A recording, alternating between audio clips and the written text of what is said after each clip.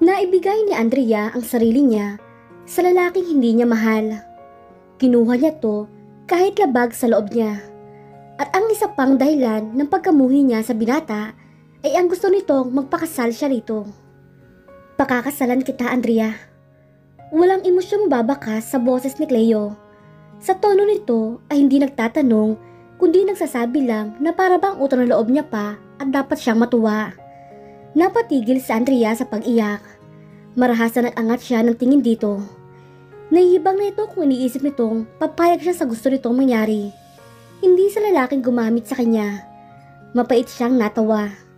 Hindi mo papakasal sa walang pusong katulad mo. Puno ng pagkamuhi na sigaw na Andrea sa binata. Ngunit wala siyang nagawa nang hilahin siya nito papunta sa isang judge para magpakasal. Ano kaya ang gagawin ni Cleo para mahalin siya na asawa, gayong pagkamuhi ang nadarama nito sa kanya?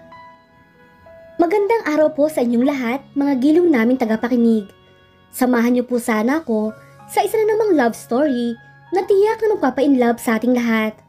Mga kwento na magpaparamdam ng pusong sugatan, mga pusong sawi, at mga pusong puno ng pagmamahal.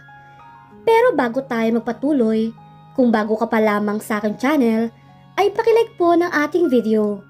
Paklik din ang subscribe button, gayon din ang bell icon, para lagi kayong updated sa mga parating ko pang uploads. Hindi alam ni Andrea kung gaano na siya katagal nakatitig sa table niya sa loob ng faculty room nang mapansin niya ang mantsa ng tinta ng ballpen sa kanyang lamesa. Kumuha siya ng tissue at dahan-dahan iyong pinunasan. Pero lalo lamang kumalat ang tinta. Ang marahan niyang pagkuskos sa mantsa ay naging madiin at mabilis. Di niya namamalayan ang panggigigil na maalis ang tinta sa lamesa niya, pati ang mga luha na kumawala sa mga mata niya. Naalala niya ang nangyari ng Biyernes ng gabi, ang paulit-ulit na pagkuha sa kanya ni Cleo, ang paulit-ulit niya pagmamakaawa hanggang sa mamaos na siya, ang mantsa na naiwan sa puting kumot na sapi ng kama kung saan ng katibayan na nakuha siya ng binata ng labag sa kalooban niya. Ramdam niya ang sakit ng katawan at puso niya. Pinilit niya lang bumangon kanina kahit hindi naman siya halos nakatulog. Dahil kada pipikit niya ang mga mata, nakikita niya ang kawalang pusong dinanas niya. Gabi na nang ihatid siya nito sa bahay nila. Nagpapasalamat siya dahil wala ang kanyang lola at tatay. Ang kapatid niya naman ay tulog na nang makauwi siya. Nagkulong siya sa kwarto niya ng 2 araw para makaiwas sa pagtatanong ng kanyang lola at tatay niya. Hindi na dapat malaman pa ng mga ito ang sinapit niya dahil masasaktan lamang ang mga ito. Halos di siya makatingin sa mga taong nakakasalubong niya. Dahil pakiramdam niya, kapag tumitig siya sa mga ito, ay malalaman ng mga ito nangyari sa kanya. Ayaw niya. Ayaw niya may makaalam ng pinagdaanan niya. Hindi niya kakayanin ang kahihiyan na aabuti niya. Total hindi rin naman magsasalita ang binata sa nangyari sa kanila. Andrea! Oy, Andrea! Napalingon siya sa kumalabit sa kanya. Si Clarissa, isa sa mga co-teachers niya. Nakakunot ang noo nito habang nakatitig sa kanya. Nag-iwas siya ng tingin dito. Meron ka bang problema, Andrea? Akma nito nga hawakan ng balikat niya nang bigla siyang tumayo para umiwas. Nagulat ito sa ginawa niya. Napatingin din ng ibang co-teachers nila na nasa loob ng faculty room. Lunch break kaya naman nandito mga kasamahan niya na ang iba ay nagkikwentuhan at iba naman ay kumakain. Napapahiya nagyuko siya ng ulo. Nilampasan niya si Clarissa na may pag-alala sa mukha. Nagtungo siya sa CR na para lang sa mga teachers. Nilak niya kagad ang pinto. Lumapit siya sa sink at naghilamos. Napapikit si Andrea sa lamig ng tubig na dumampi sa mukha niya. Pagmulat niya ng mga mata, ay napatingin siya sa malaking salamin. Hindi niya makilala kung sino nasa harapan niya. Nangingitim ang ilalim ng mga mata niya na namumula. Sobrang putla naman ang labi niya. Naplos niya ang mukha niya. Siya ba yun? Siya ba nakikita niyang nasa harapan ng salamin? Kung ganun, bakit ang miserable niya? Bakit parang ang dumi-dumi niya? Asa na ang Andrea na puno ng buhay, na laging may ngiti sa mga labi? Naguunahang pumatak ang mga luha niya. Napatakip siya sa bibig niya upang pigilan ang paghikbi. Mahigpit niyang naikapit ang isang kamay sa sink para doon kumuha ng lakas at hindi siya mabuwal. 3 linggo ang lumipas. Pinipilit ni Andrea ang kalimutan ang lahat ng nangyari. Kahit sa gabi, ay binabalikan pa rin siya ng alaalang iyon. Di na nagpakita sa kanya si Cleo na ipinagpasalamat niya. Nabalitaan niya rin na wala na sa bansa ang nobyo. Umalis ito noong araw na sinundo siya ni Cleo at dinala sa kubo. Nagtataka man kung bakit hindi ito nagpaalam na aalis ito ng bansa. Hindi na niya rin masyadong binigyan ng pansin iyon. In a way, nakaramdam siya ng relief dahil wala siyang lakas ang loob makaharap ang kasintahan. Hindi niya rin kasi alam kung paano to pakikiharapan pagkatapos ng mga nangyari. Goodbye ma'am, goodbye classmates, see you tomorrow. Sabay-sabay na sabi ng mga estudyante niya bago isa-isang lumapit sa kanya at nagmano. Napabuntong hininga si Andrea. Kung pwede lang na hindi na matapos ang klase niya. Dahil kapag may klase siya, nalilibang niya ang kanyang sarili. Nalilimutan niya kahit saglit ang pinagdaanan niya. Natatakot din siya na gumabi at matulog para maiwasang alalahanin ang lahat ng nangyari. Inayos niya ang lahat ng gamit sa lamesa niya nang may tumikim sa pintuan. Napalingon siya doon. Nanginig ang kamay niya, kaya nabitawan niya ang hawak ng stapler. Ramdamin niya ang pagkawala ng kulay sa mukha niya habang nakatitig sa lalaking laman ng mga isip niya. Nakasandal ito sa hamba ng pintuan habang nakahalukip-kip. Cleo? Mababakas ang takot sa boses na nabulong niya. Ngumiti lamang ang binata at tumayo ng tuwid at namulsa habang hindi inaalis ang tingin sa kanya. Binalot ng matinding takot ang buong katawan ni Andrea. Nanlalamig ang kanyang mga kamay at bagyang nanginginig. Kamusta ka naman, Andrea? Saan nito, nakataas ang gilid ng labi. Naglakad ang binata palapit sa kanya at sa bawat akbang nito ay siya rin pagakbang niya paatras hanggang sa bumangga binti niya sa upuan. Nawalan siya ng panimbang kaya naman napaupo siya at bumagsak sa sahig. Yumuko si Cleo at naupo sa harapan niya. Miss me? Tanong nito. Nakatiimbag habang nakatingin ang mga mata sa kanya. Inangat nito ang isang kamay at tumakmang hawakan ng pisngi niya. Napapiksi siya at mabilis ay iniiwas ang mukha dito. Mariin siyang pumikit. Takot na nag-aantay sa susunod nitong gagawin sa kanya. Pero lumipas ang ilang segundo, walang kamay na dumapo sa kanya. Unti-unti siyang dumilat ng mga mata. Nasa lubong niya ang mga mata nito na puno ng pangungulila. Malampot na ang ekspresyon ng mukha ni Cleo. Napansin niya na parang nangangalumata ito. I miss you, Andrea. Paos na wika nito. Puno rin ng pangungulila ang boses ng binata. Para rin itong nahihirapan. At para niya rin nakita uli ang Cleo na kababata niya. Yung batang lagi siyang ipinagtatanggol sa mga umaaway sa kanya dati. Yung batang laging hinahati ang baon para bigyan siya. Yung batang nangangakong puprotektahan siya sa lahat ng oras. Pero alam niya na balat kayo lamang iyon. Wala na ang batang iyon. Dahil ang nasa harapan niya ngayon ay ang taong nanakit sa puso niya. Nangilid ang luha ni Andrea. Hindi dahil sa takot, kundi sa panghihinayang dahil alam niyang noong mga oras na kinuha siya nito, nawala na rin ang batang iyon. Nakaramdam siya ng galit kay Cleo. Namimiss siya nito? Namimiss saktan? Naikuyom niya ang palad. Gusto niya itong saktan at kalmutin ang mukha nito. Pero hindi niya mahanap ang lakas ng loob na gawin iyon. Hindi siya lumaking bayolente, pero sa pagkakataong ito, gusto niyang saktan ang binata. Naggulat siya na hawakan ni Cleo ang magkabila niyang balikat at igiya siya patayo.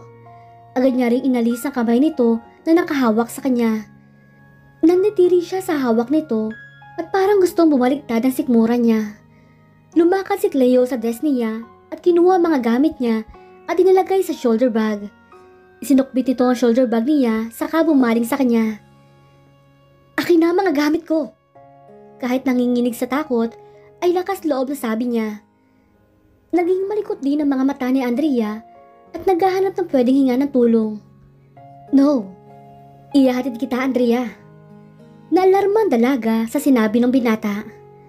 Ayoko. Hindi ako sasama sa'yo. Halos hysterical na sigaw niya dito. Tumalim naman ang mga mata ni Cleo. Hindi ko hinihingi opinion mo, Andrea. Ihahatid kita at huwag mong subukang ubusin ang pasensya ko. Sigaw nito na ikinapitlag niya. Nag-init ang sulok ng kanyang mga mata.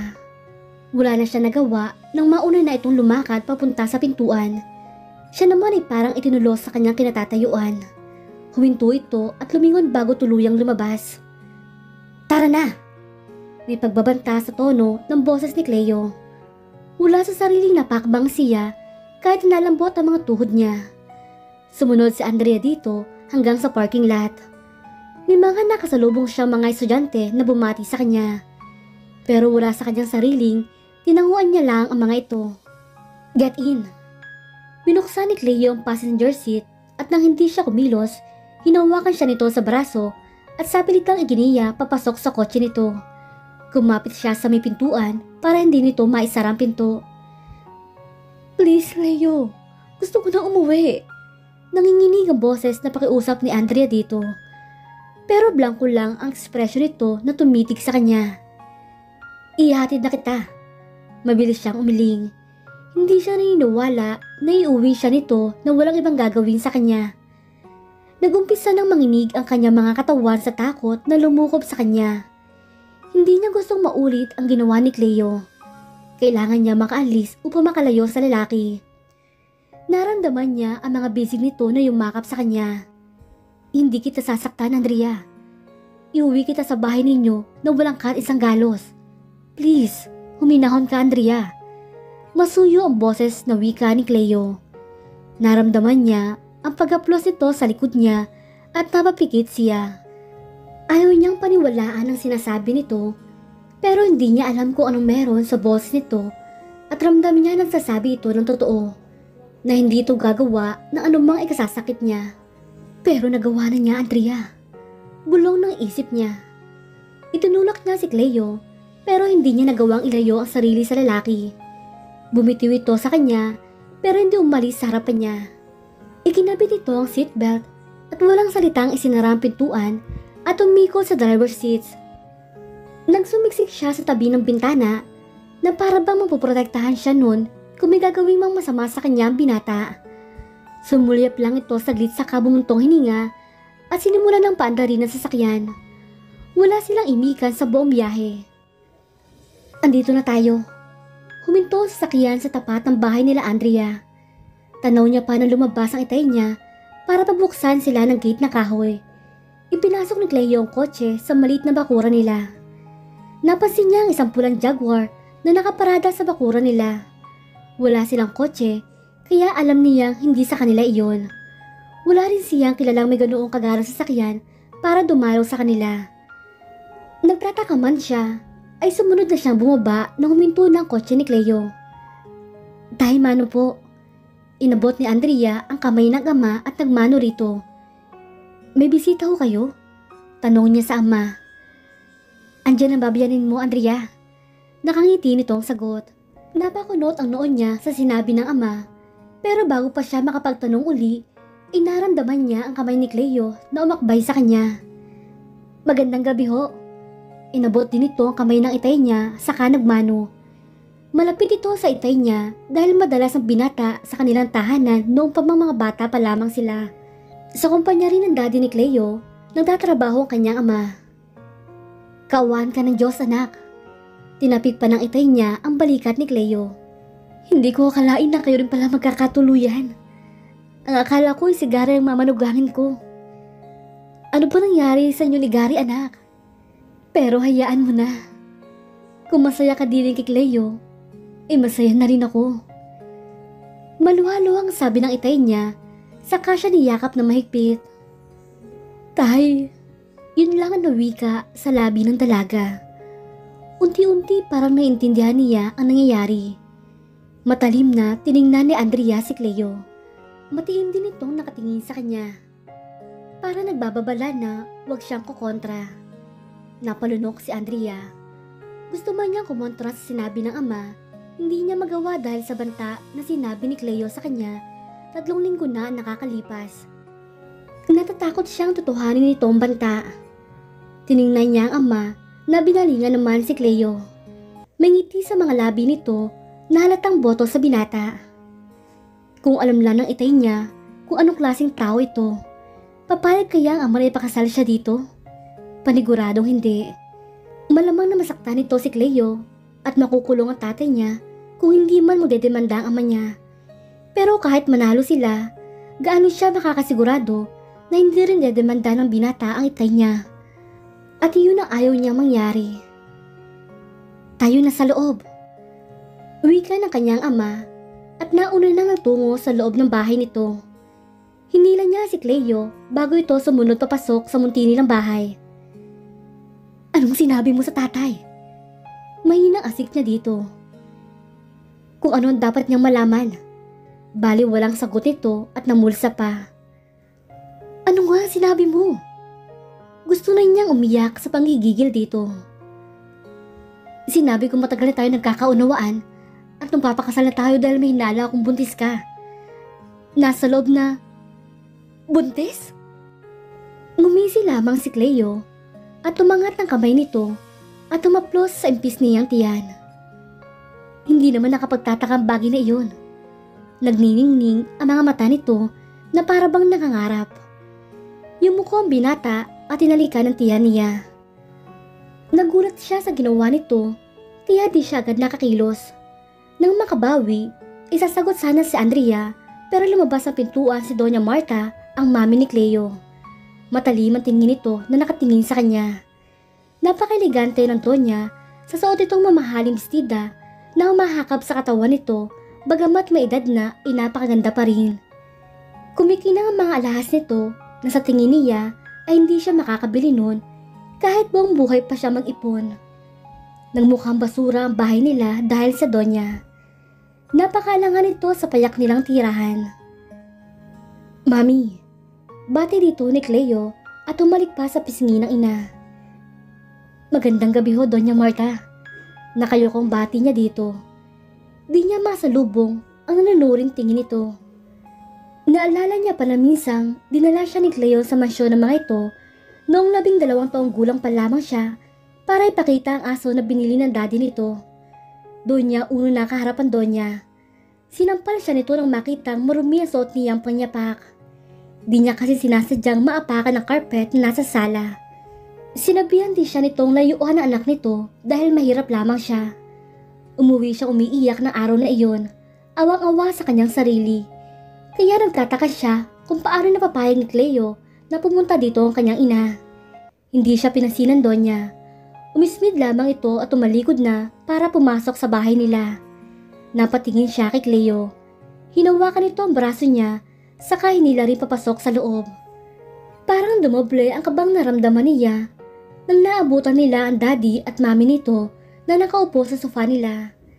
Nakangiti ang ama ni Cleo na si Don Simon sa kanya. Kamukhang kamukha ito ni Cleo at para lang ito nakakatandang kapatid ng binata. Matikas at wapo. Nasa tapat ng mga itong lola at itay niya na halatang hindi komportable sa mga bisita. Magandang hapon ho, Don Simon. Bati ng dalaga dito. Mano po, Lola? Nilapitan niya ang abuela at tumalik sa pisngi nito. Daddy. Daddy nang itawag mo sa akin, Andrea. Total in 1 week, magiging parte ka na ng pamilya. Masayang sabi ng Don. Ano pong? Hindi niya napigilan ang pagtaas ng boses dahil sa sinabi nito. Kumunot naman ang noo ng Don. Umakbay sa kanya si Cleo at pinisilang balikat niya. Di ba napag-usapan na natin na nung papakasal tayo sa lalong madaling panahon? May pagbabanta sa mga mata nito ng sulyapan niya. Magpapakasal tayo 1 week from now, Andrea. Hindi iyon pahayag kundi utos at alam niyang wala siya magagawa kundi sundin ng binata. Madaming pagkaing nakahanda sa lamesa nila. Halos ang iba ay dala ng mga magulang ni Cleo. Namamanhikan na pala mga ito. Wala siyang kibo ni hindi niya rin ginagalaw ang pagkain na nasa lamesa. Si Cleo naman ay ganadong-ganado sa pagkain. Ito rin nalagay ng pagkain sa plato niya na hindi rin naman niya ginagalaw.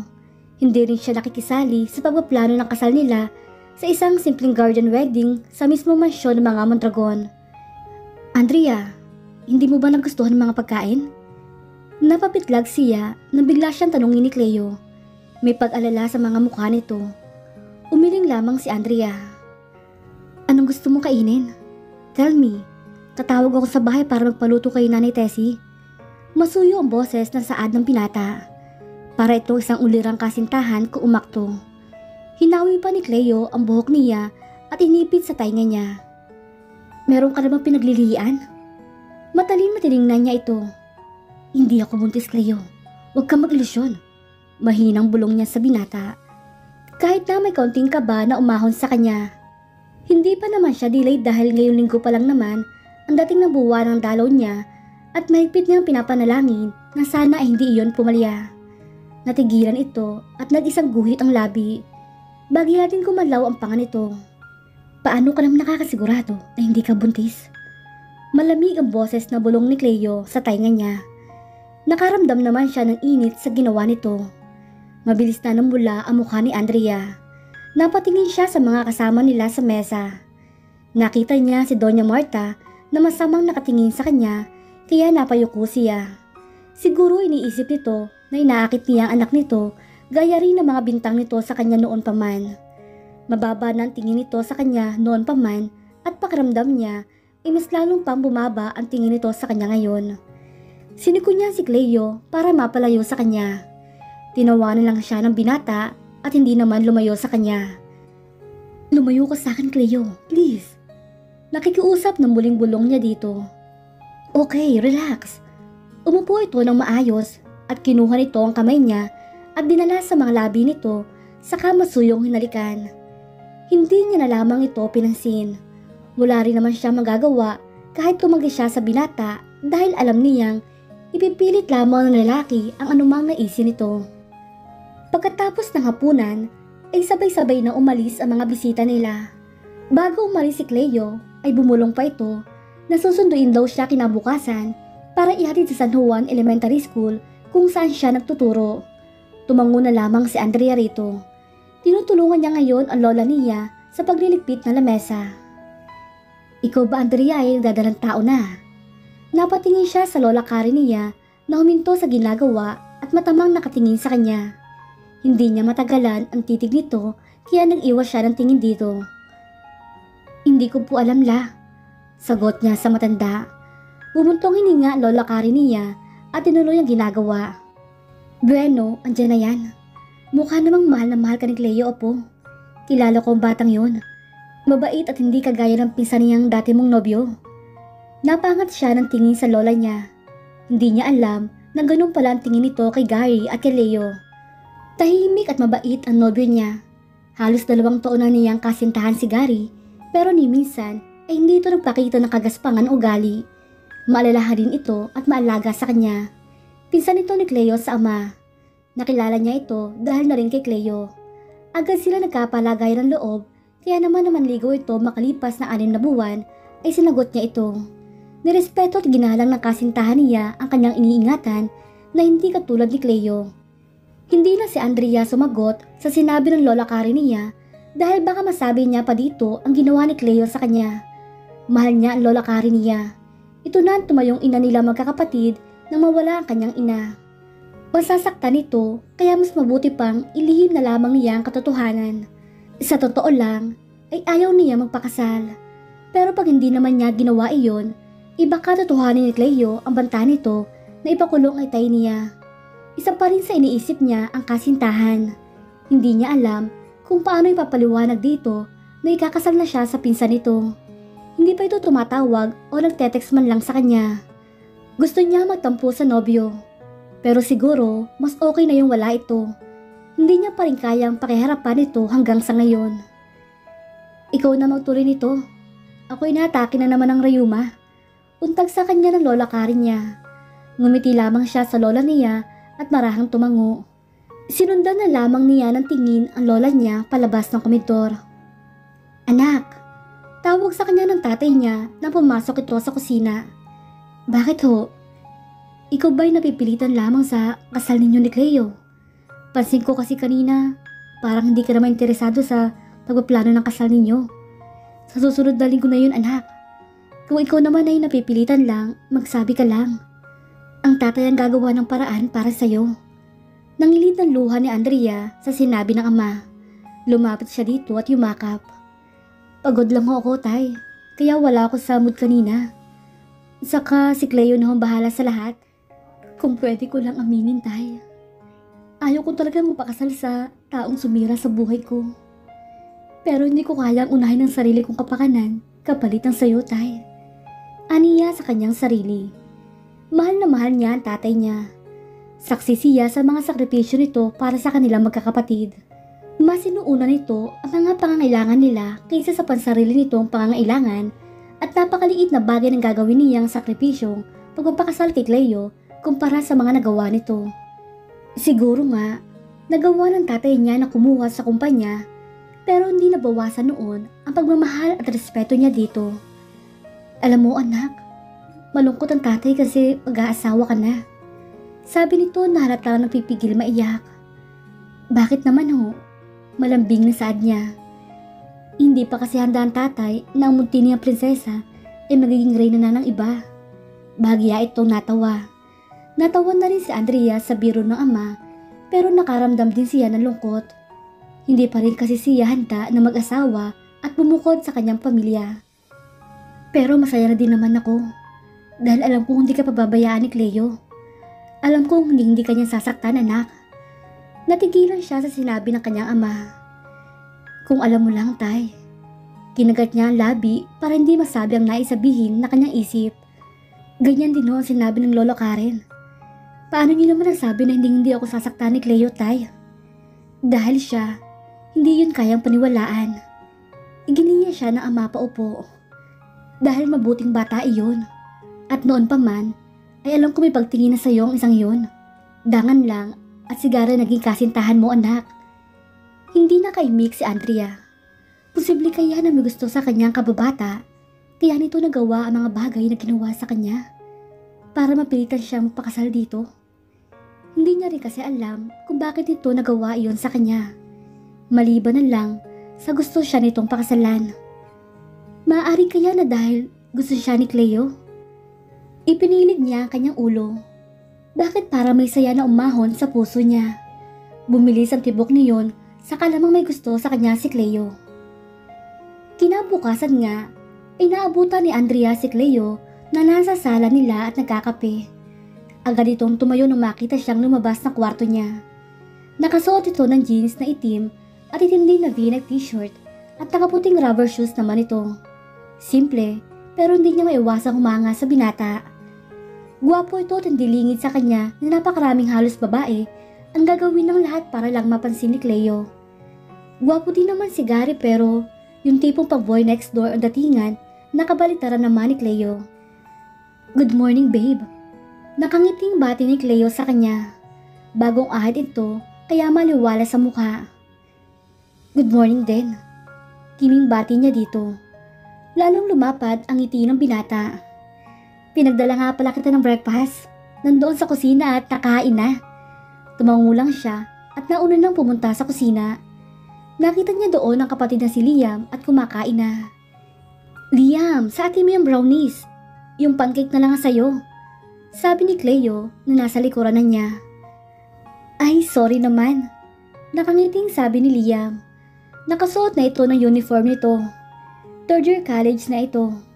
Ipinaghila siya ng bangko ni Cleo saka tumabi sa kanya. Nasaan pala si tatay at si Lola Karen? Tanong niya sa kanyang kapatid. Maagang pumasok ang tatay. Ang Lola Karen naman nagpunta sa Malao at minagdaluhan doon na kasalan doon. Paliwanag ng kapatid niya habang patuloy lang sa pagkain. Andrea, tikman mo to. Nagulat pa siya na nakaumang na ang kamay ni Cleo na may hawak na brownies sa kamay. Namula ang mukha ni Andrea at napilitang kainin ng brownies. Masarap ba? Nakangiting tanong nito. Tumango na lamang siya at hindi na umimik. Nagsandok na siya ng sinangag at bacon na siguro dala rin ni Cleo. Mayroong bacon at corned beef sa lamesa, pati pancake at brownies. Hindi naman sila nag-aalmusal ng ganito.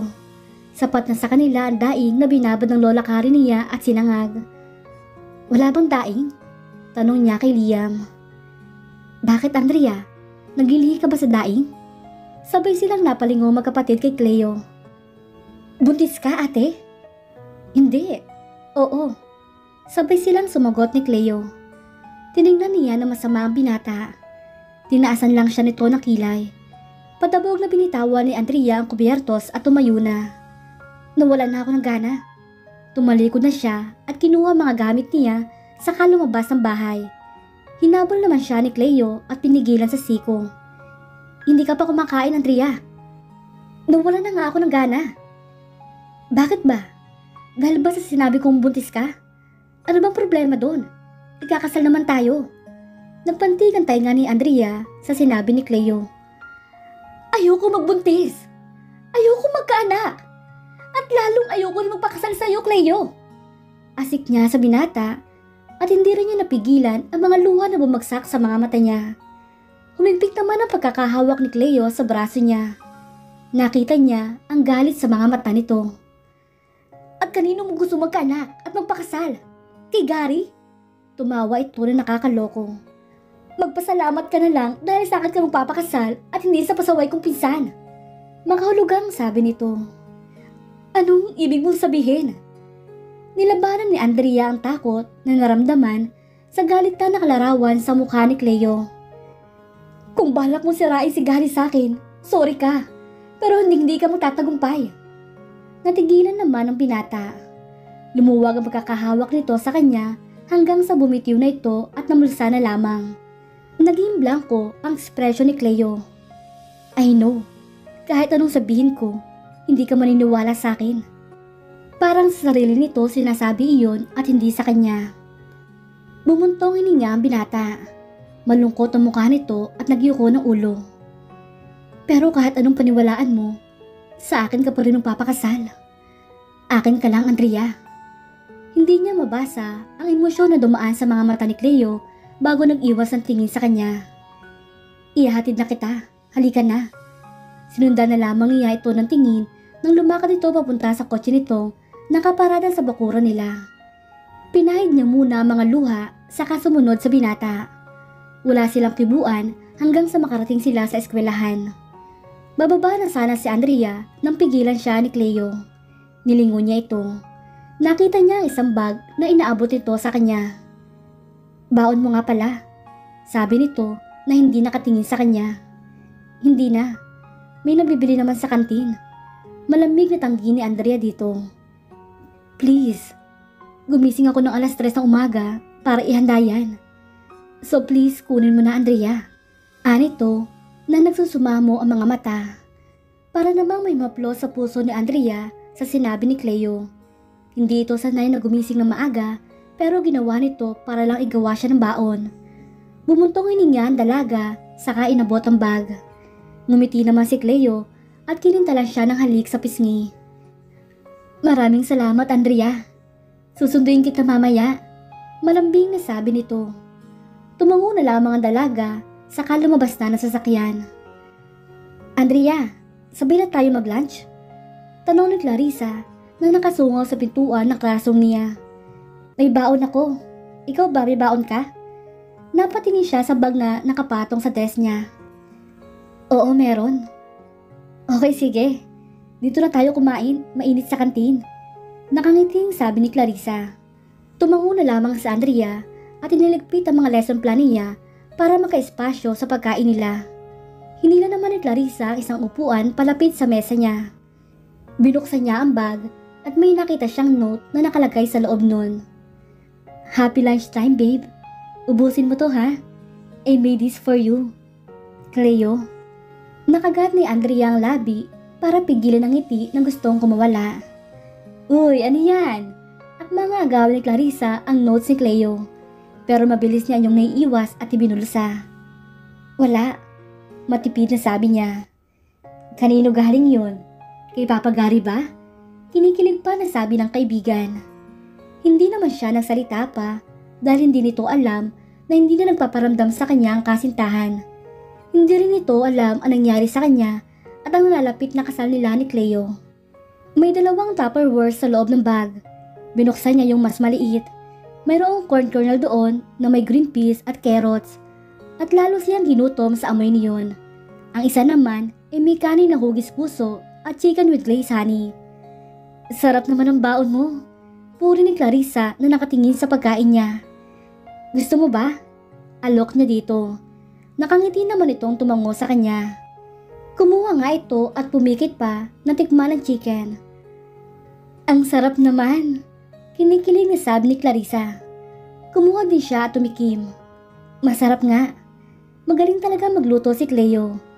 Naalala niya pa noon na madalas siya nito ipagluto kapag nagpaplano sila mag-picnic. Hilig ng binata ang pagluluto. Sabi ni Cleo noon sa kanya ay gusto nito maging chef pero hindi ito hinayaan ng daddy nito. Napilitan nitong kumuha ng business administration at ang masteral sa US. Nang makaalis ang binata ay noon naman nanligaw sa kanya si Gary. Last year lang na umuwi ito galing sa pagmamasteral nito. Nagulat pa si Cleo noon nang malaman na sila na pala ng pinsan nito. Simula nga noon ay parang nag-iiba na si Cleo sa kanya. Kung sino-sino na ang mga babaeng napapabalita ang relasyon ng binata. Nagbago na ito simula na umuwi galing US pero hindi niya akalain na makakagawa ito ng masama sa kanya. Kahit pa napansin niya noon na may nagbago kay Cleo. Malayo pa lang ay tanaw na ni Andrea si Cleo na nakasandal sa kotse nito habang nakahalukip-kip. Nakayuko ito kaya hindi niya kita ang mukha ng binata. Lumapit siya dito. Napakunot noo siya nang tumingala ito nang maramdaman ang paglapit niya. May sugat ba labi nito at may pasasa pa nga? Ano nangyari sa'yo, Cleo? Nag-aalala lang tanong niya dito. Wala, matabang na sabi ni Cleo. Binuksan nito ang pinto ng passenger seat. Walang imik na sumakay siya doon at mabilis na ito umikot sa driver seat. Pinandar nito sa sakyan na hindi man lang umiimik sa kanya. Tumingin na lang siya sa labas ng bintana. Maya-maya pa ay napansin niya na hindi papunta sa bahay nila ang tinatahak nitong daan. Agad naman siyang naalarma. Umahon ng kaba sa kanyang puso. Saan tayo pupunta, Cleo? Nahihintakutang tanong ni Andrea dito. Sumuliyap lamang sa kanya ang binata. Lumambot ang ekspresyon nito nang makita ang takot sa mukha niya. Sa Ninong Dante, matipid na sagot nito. Kilala niya ang tinutukoy nitong Ninong Dante, si Judge Dante Castro. Bakit naman tayo pupunta sa Ninong Dante mo? Takang tanong niya dito. Hindi na ulit tumimik at nagpatuloy na lang sa pagdadrive. Bumarada sila sa isang magandang bahay na may malawak na bakuran. Bumaba na si Cleo kaya sumunod siya dito. Anong gagawin natin dito, Cleo?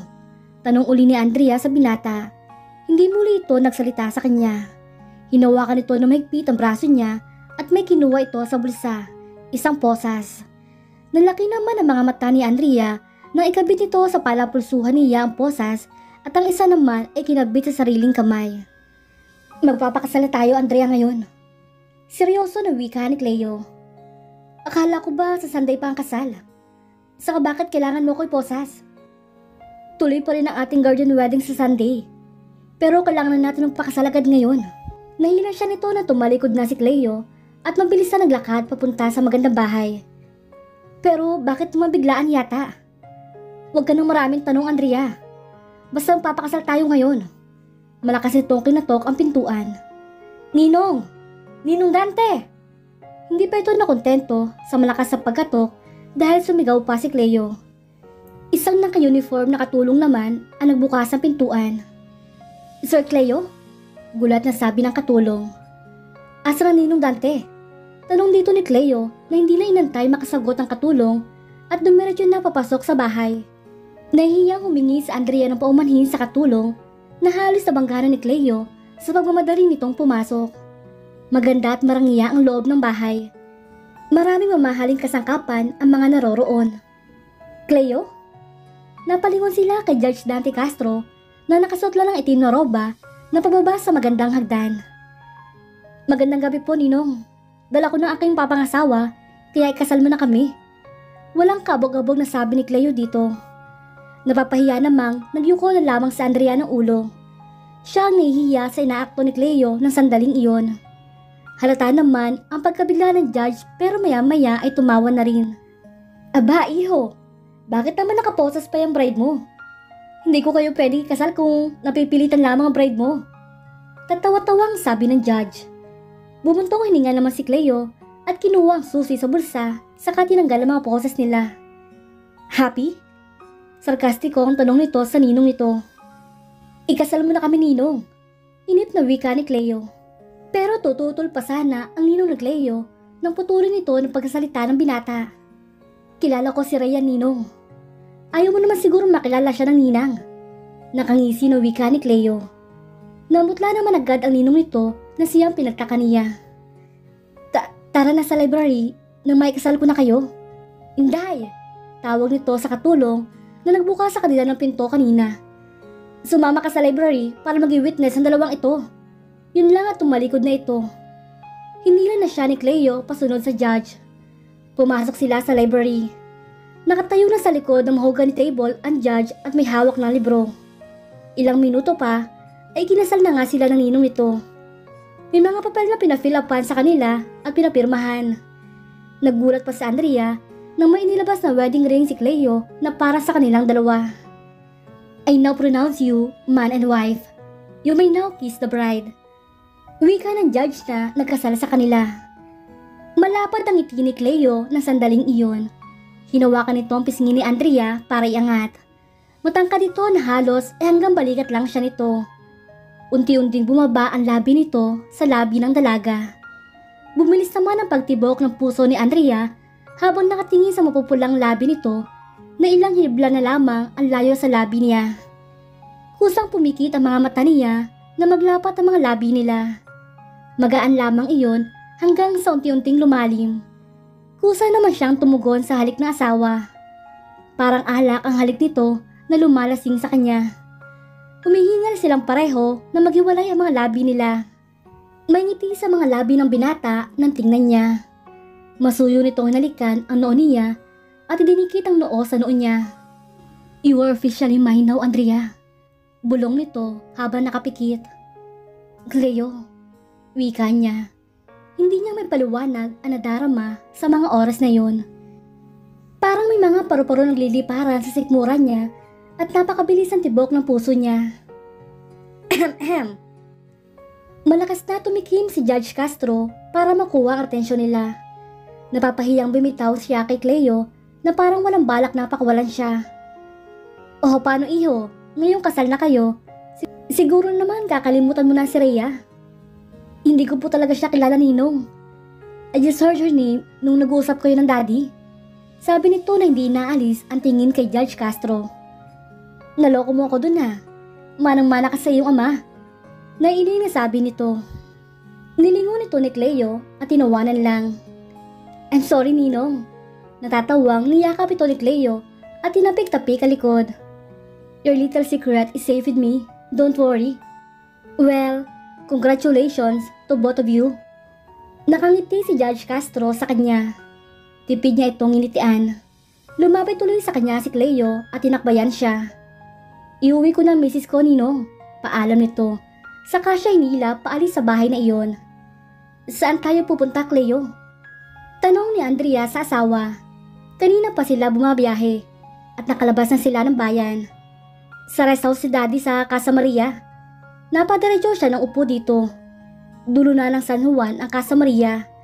Halos 2 oras ang biyahe doon dahil sa rough road ang daan. Pero hindi ako nakapagpaalam sa itay. Tumawag na ako sa inyo, Andrea. Ipinagpaalam na kita sa itay mo na bukas kita iuwi. Hindi na siya nakapagsalita pa. Tumalaw na lamang siya sa bintana. Pinilit niyang labanan ng takot na nararamdaman niya ng sandaling iyon. Hindi niya mapigilang isipin na mangyari uli ang nangyari sa kanila 3 weeks ago. Mariin siyang napapikit para ikalma ang sarili. Wala akong gagawin kahit anong ayaw mo, Andrea. Napamulat siya sa sinabi ni Cleo. Ngumiti lang siya ng mapait. Gusto niyang sabihin na ginawa na nito pero pinigilan niya ang sarili. Ayaw na niyang galitin pa ang binata. Pagod na siya makipagtalo dito dahil hindi naman siya mananalo. Tama ang ninong nito na masyadong manipulatibo lalaki.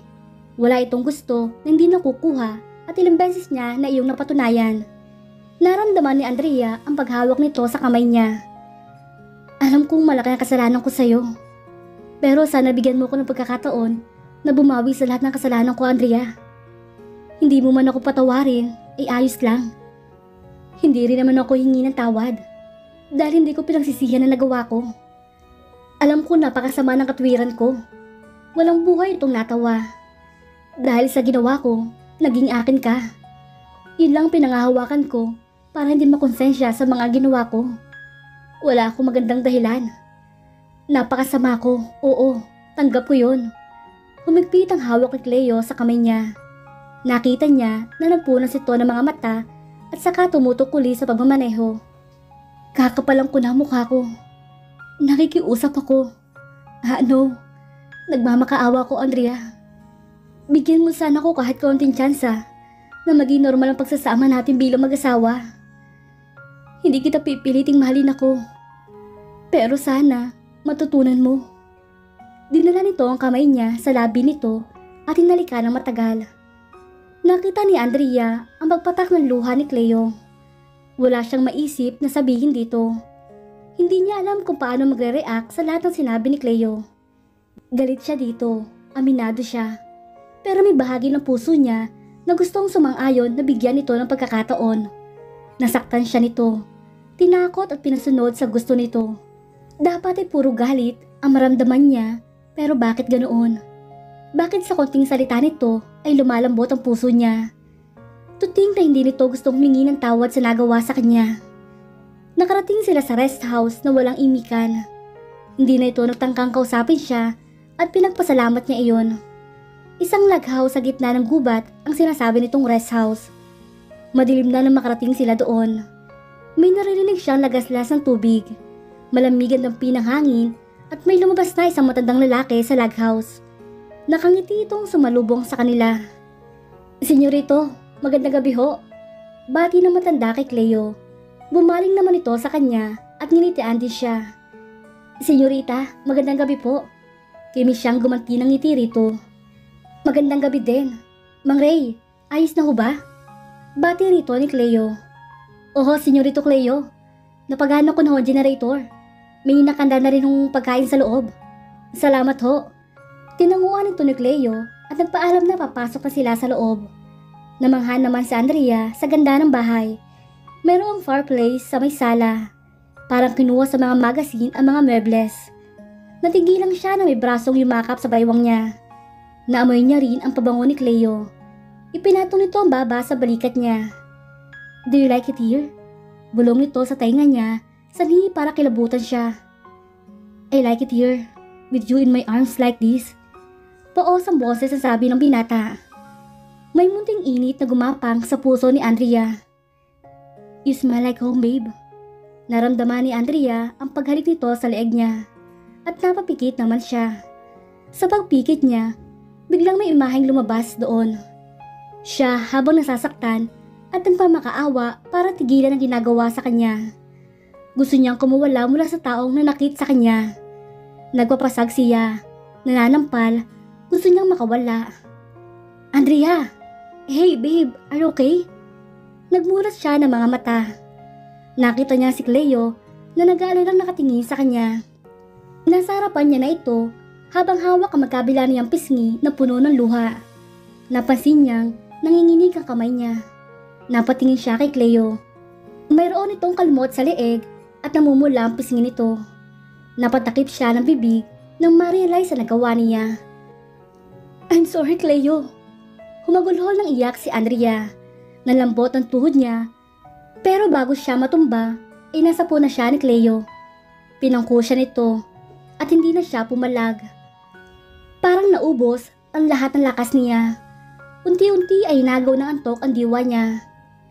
Nasilaw si Andrea sa liwanag na nagmumula sa bintana. Napapikit siyang muli. Inalala ko na saan siya ngayon. Naupo siya sa kama at maliwanag na sa labas.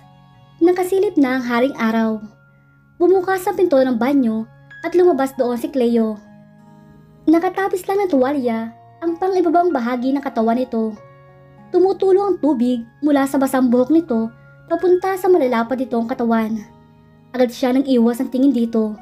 Nag-init ang pisngi niya sa kahihiyan. Good morning, Andrea. Nakangiting bati nito na naglakad papunta sa floor-to-ceiling cabinet. Nakatalikod ito sa kanya ngayon, kaya malaya niya napagmamasdan ang binata. Nang umangat ang tingin niya, inanlaki ang mga mata niya nang makita nakabaling ang mukha nito sa kanya. May nakakalokong ngiti ang mapupula nitong labi. Kumindat pa ito sa kanya. Inismeran niya ito para itago ang pagkahiya. Narinig niya ang mahinang pagtawa ng asawa. Sa sulok ng kanyang mga mata, inakita niya nagsusuot na ito ng kasuotan. Napalunok si Andrea. Hindi niya maunawaan ang nararamdaman.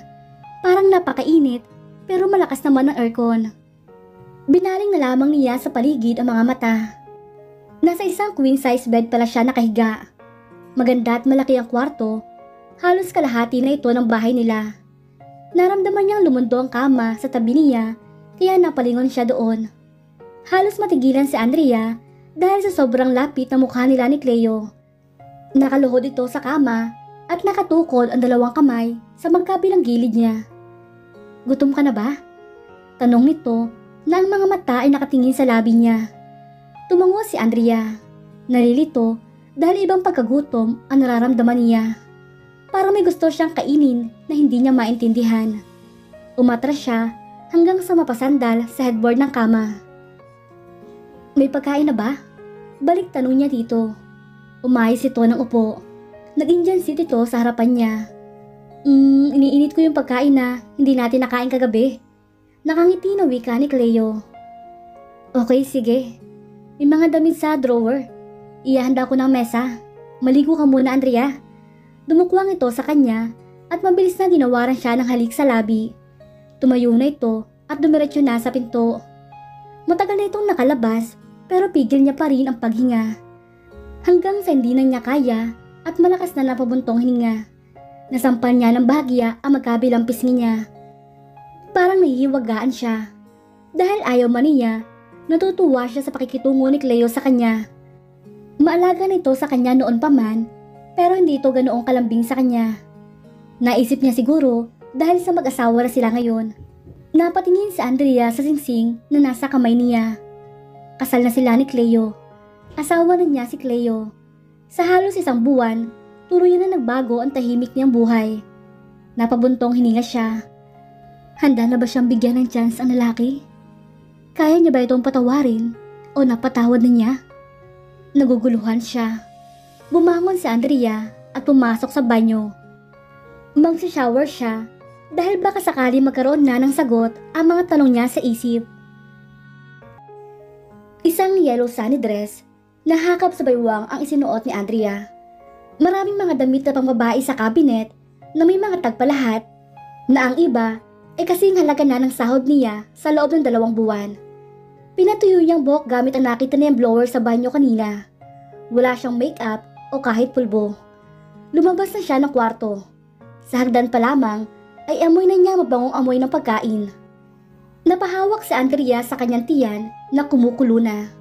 Gutom na siya dahil hindi siya kumain kagabi. Nasa dulo na siya ng hagdan nang may marinig siyang kumusyon sa labas ng log house. Naglakad siya papunta sa direksyon ng pintuan. Nang malapit na siya sa may pintuan, inatigilan ng dalaga nang marinig ang isang pamilyar na boses. Ahas kang lalaki ka! Ilabas mo si Andrea!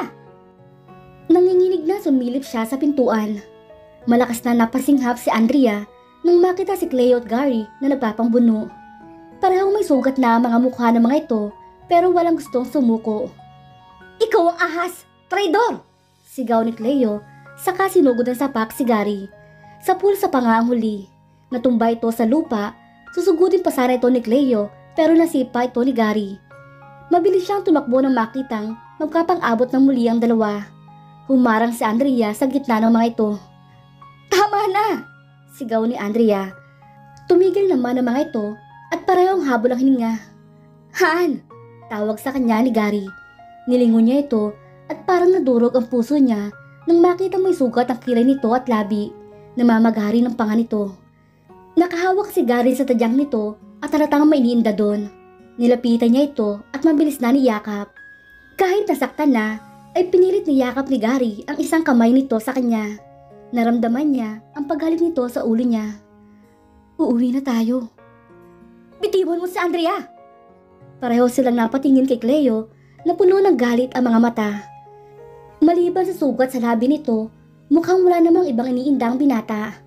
Matalim ang mga mata nito nakatingin sa kanila. Nagngangalit ang mga panga nito habang maigpit na nakakuyom ang mga kamay. Galit ang mga mata ni Cleo, kaya wala sa loob na nagsumiksik siya sa likod ni Gary. Nakita niyang sakit na bumalatay sa mukha ni Cleo pagkatapos ay agad na napalitan ng puot. Bitiwan mo siya, or else may kilalagyan ka. Mapanganib ang boses na sabi ni Cleo. Hindi naman natinag si Gary, pero siya naman ay halos manginig na ang tuhod sa galit na nakikita niya sa mga mata ng asawa. Mas matangkad ito at malaki ang katawan kaysa kay Gary, kaya hindi rin nakapagtataka na hindi ito napuruhan ng huli.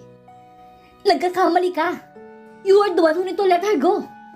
Tigilan mo na ang kaibangan mo, Cleo! Galit na sigaw ni Gary. Tumigil ka! I swear masasaktan kita! Bumaling sa kanya ang mga mata ni Cleo at inilahad ang palad sa kanya. Come here, Andrea. Seryoso na wika ni Cleo. Umiling siya. Halos malumuko sa niya ang damit ng kasintahan na sobrang higpit ang kapit niya dito. Gusto na niyang umuwi at makalayo sa galit ni Cleo. Hindi niya kayang harapin ang galit nito, kaya sasama siya kay Gary kahit anong mangyari. Hindi siya magpapaiwan. Ngumisi si Gary kay Cleo. Ako ang pinili ni Andrea, kaya aalis na kami. Hindi umimik si Cleo. Naging blanco ang ekspresyon ng mukha nito. Nawala ng buhay ang mga mata nito. Kahit anong emosyon ay wala kang mababakas. Mas malamig pa sa yelo ang mga titig nito sa kanya. Tumalikod na sila at iniwan si Cleo. Inalalayan ni Andrea si Gary dahil halatang hirap nito sa paglalakad. Pero habang humahakbang siya palayo, parang may kung anong mabigat na bagay ang dumagan sa puso niya. Pumatak ang mga luha niya. May kung anong pumipigil sa kanya na huwag umalis, na huwag iwan ng asawa. Nilingon niya ito para sulyapan sa huling sandali bago sila umalis ni Gary. Pero ganoon na lamang ang palalaki ng mga mata ni Andrea nang makitang may hawak itong armas at nakatutok sa kanila. Bago pa man siya makakilos, ay nakarinig na siya ng ingay. Naramdaman niya na biglang bumiga si Gary at nang tingnan niya ito ay nakaawang ang labi nito at may dugong tumutulo doon. Sinapo niya ito pero dahil mas mabigat ito sa kanya ay natumba siyang kasama nito. Pinilit niyang bumangon. Nanginginig ang kamay na kinalong niya ang ulo ni Gary.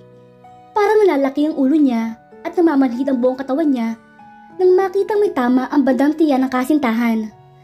Hindi maaari. Mabilis na nagunahan ang pagpatak ng luha ni Andrea sa nakikitang paghihirap ng kasintahan. Niyakap niya ang ulo nito ng mahigpit. No, please honey, no. Bulong niya rito. Tulungan niyo kami. Sumisigaw siya para humingi ng tulong, pero sino bang niloloko niya? Nasa gitna sila ng gubat at ilang kilometrong layo ng malapit na bahay dito. Shh! Don't cry. Kahit hirap ay inangat ni Gary ang kamay at pinunasan ng luha niya. Lalo siyang napaiyak. May kinuha ito sa bulsa at isang susi. Susi ng sasakyan nito. Umalis ka na, Andrea. Pinilit itong siniksik ang susi sa kamay niya. Mabilis siyang umiling kahit nalalabo ang mga mata dahil hilam sa luha ay kita niya pa ding nahihirapan ito. Isang malakas na kamay ang biglang humawak sa braso ni Andrea kaya naman nabitiwan niya ang susi ni Gary. Tumingala siya at nakita niya si Cleo. Hinila siya nito kaya napatayo siya. Napakasama mo! Galit na sinuntok niya ito habang hinihila siya. Bitiwan mo ako, Cleo! Nagpumigla si Andrea dito. Pero kahit anong gawin niya, ay hindi siya nito binitawan. Binuksan ni Cleo sa sasakyan nito at pabalaya siyang itinulak sa loob ng passenger seat. Napasubsob siya.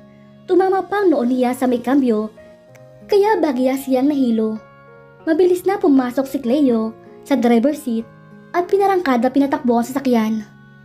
Tarantang umayos naman siya ng upo at tinangkang buksan ang pintuan pero nakalak iyon. Kinalampag ni Andrea ang bintana ng sasakyan. Hindi niya matanaw si Gary. Bumaling siya kay Cleo.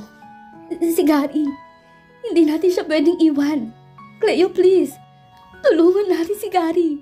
Baka kung anong mangyari sa kanya. Pakiusap Mausap na wika ni Andrea dito, pero hindi man lang ito natinag. Nagdadrive pa rin si Cleo at nasa kalsada lang ang paningin. Nakadama siya ng galit sa binata. Sobra na ang kasamaan nito. Paano nito nagawang saktan ang sarili nitong pinsan? Tao ba ito? Galit na inagaw niya ang manibela dito. Kainis ka! Mura nito nang gumewang sa sasakyan dahil sa pakikipag-agawan niya dito ng manibela. Malakas itong pumreno at bago pa sila mabangga sa isang puno. Galit na bumaling ito sa kanya pero hindi siya natatakot dito dahil mas lamang ang galit na nararamdaman niya kay Cleo. Munti ka na tayong mapahamak, Andrea! Buliyaw ni Cleo sa kanya. Tinangka mong tapusin ang buhay ni Gary. Mabuti pang mawala na rin ako. Malakas sa sigaw niya rito.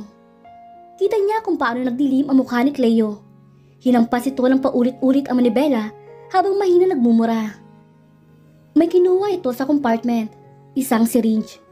Tinanggal nito ang takip ng hiringgilya at walang sabing itinurok sa kanya.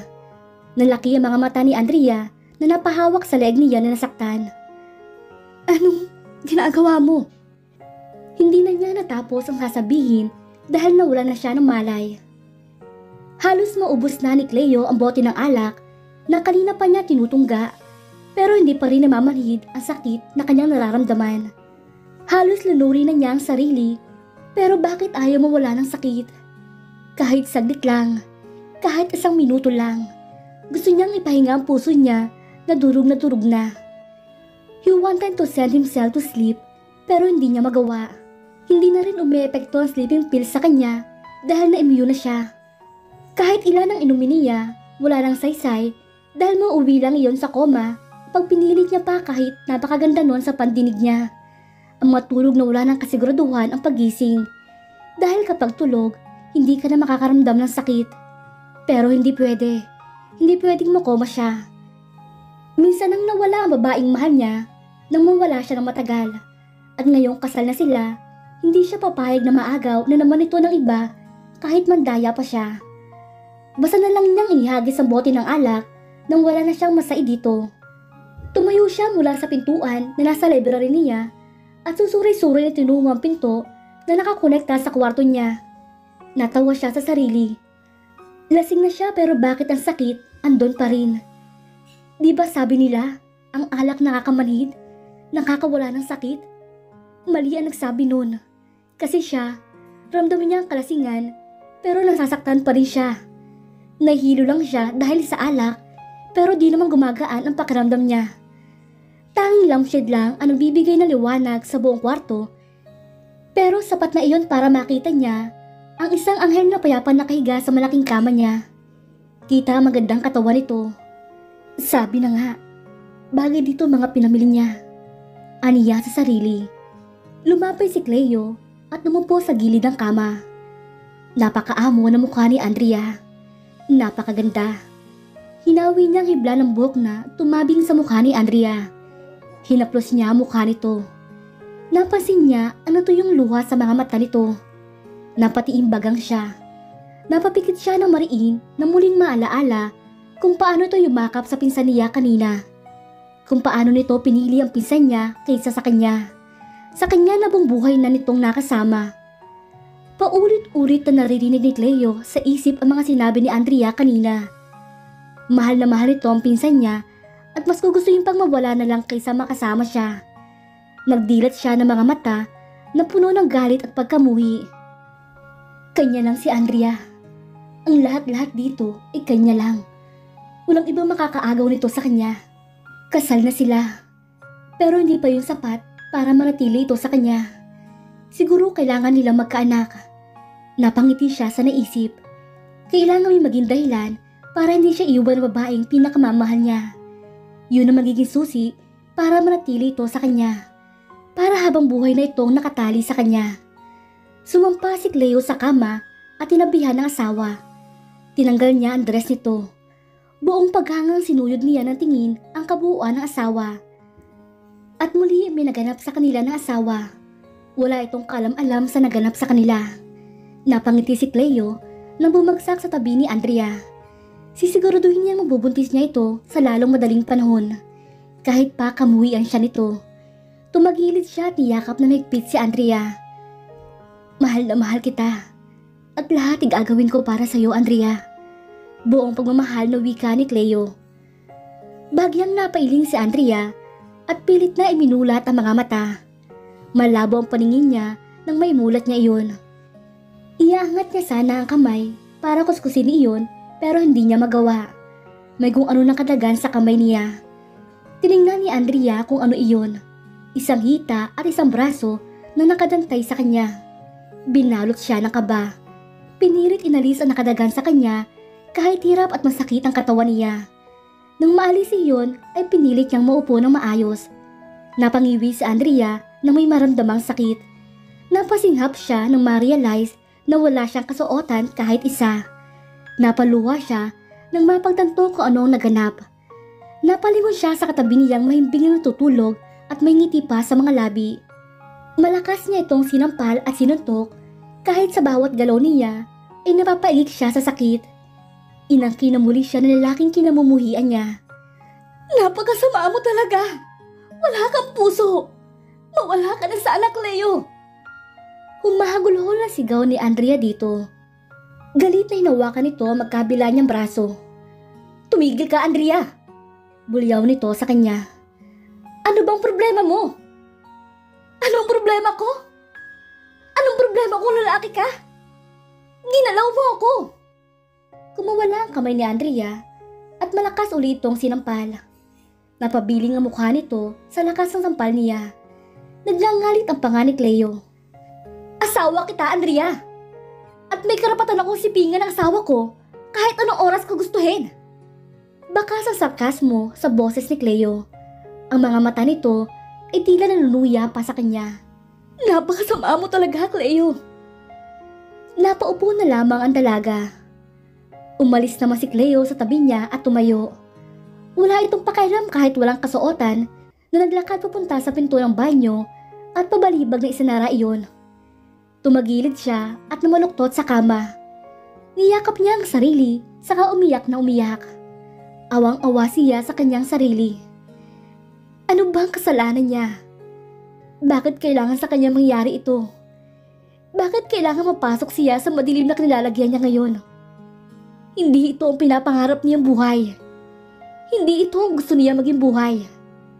Gusto niyang sumigaw at magwala, pero wala ng lakas ang natitira sa kanya para gawin iyon. Pinipilit niyang isipin kung may nagawa ba siyang masama sa kapwa niya. Kung may naagrabyado ba siya. Bakit pinarurusahan siya ng ganito?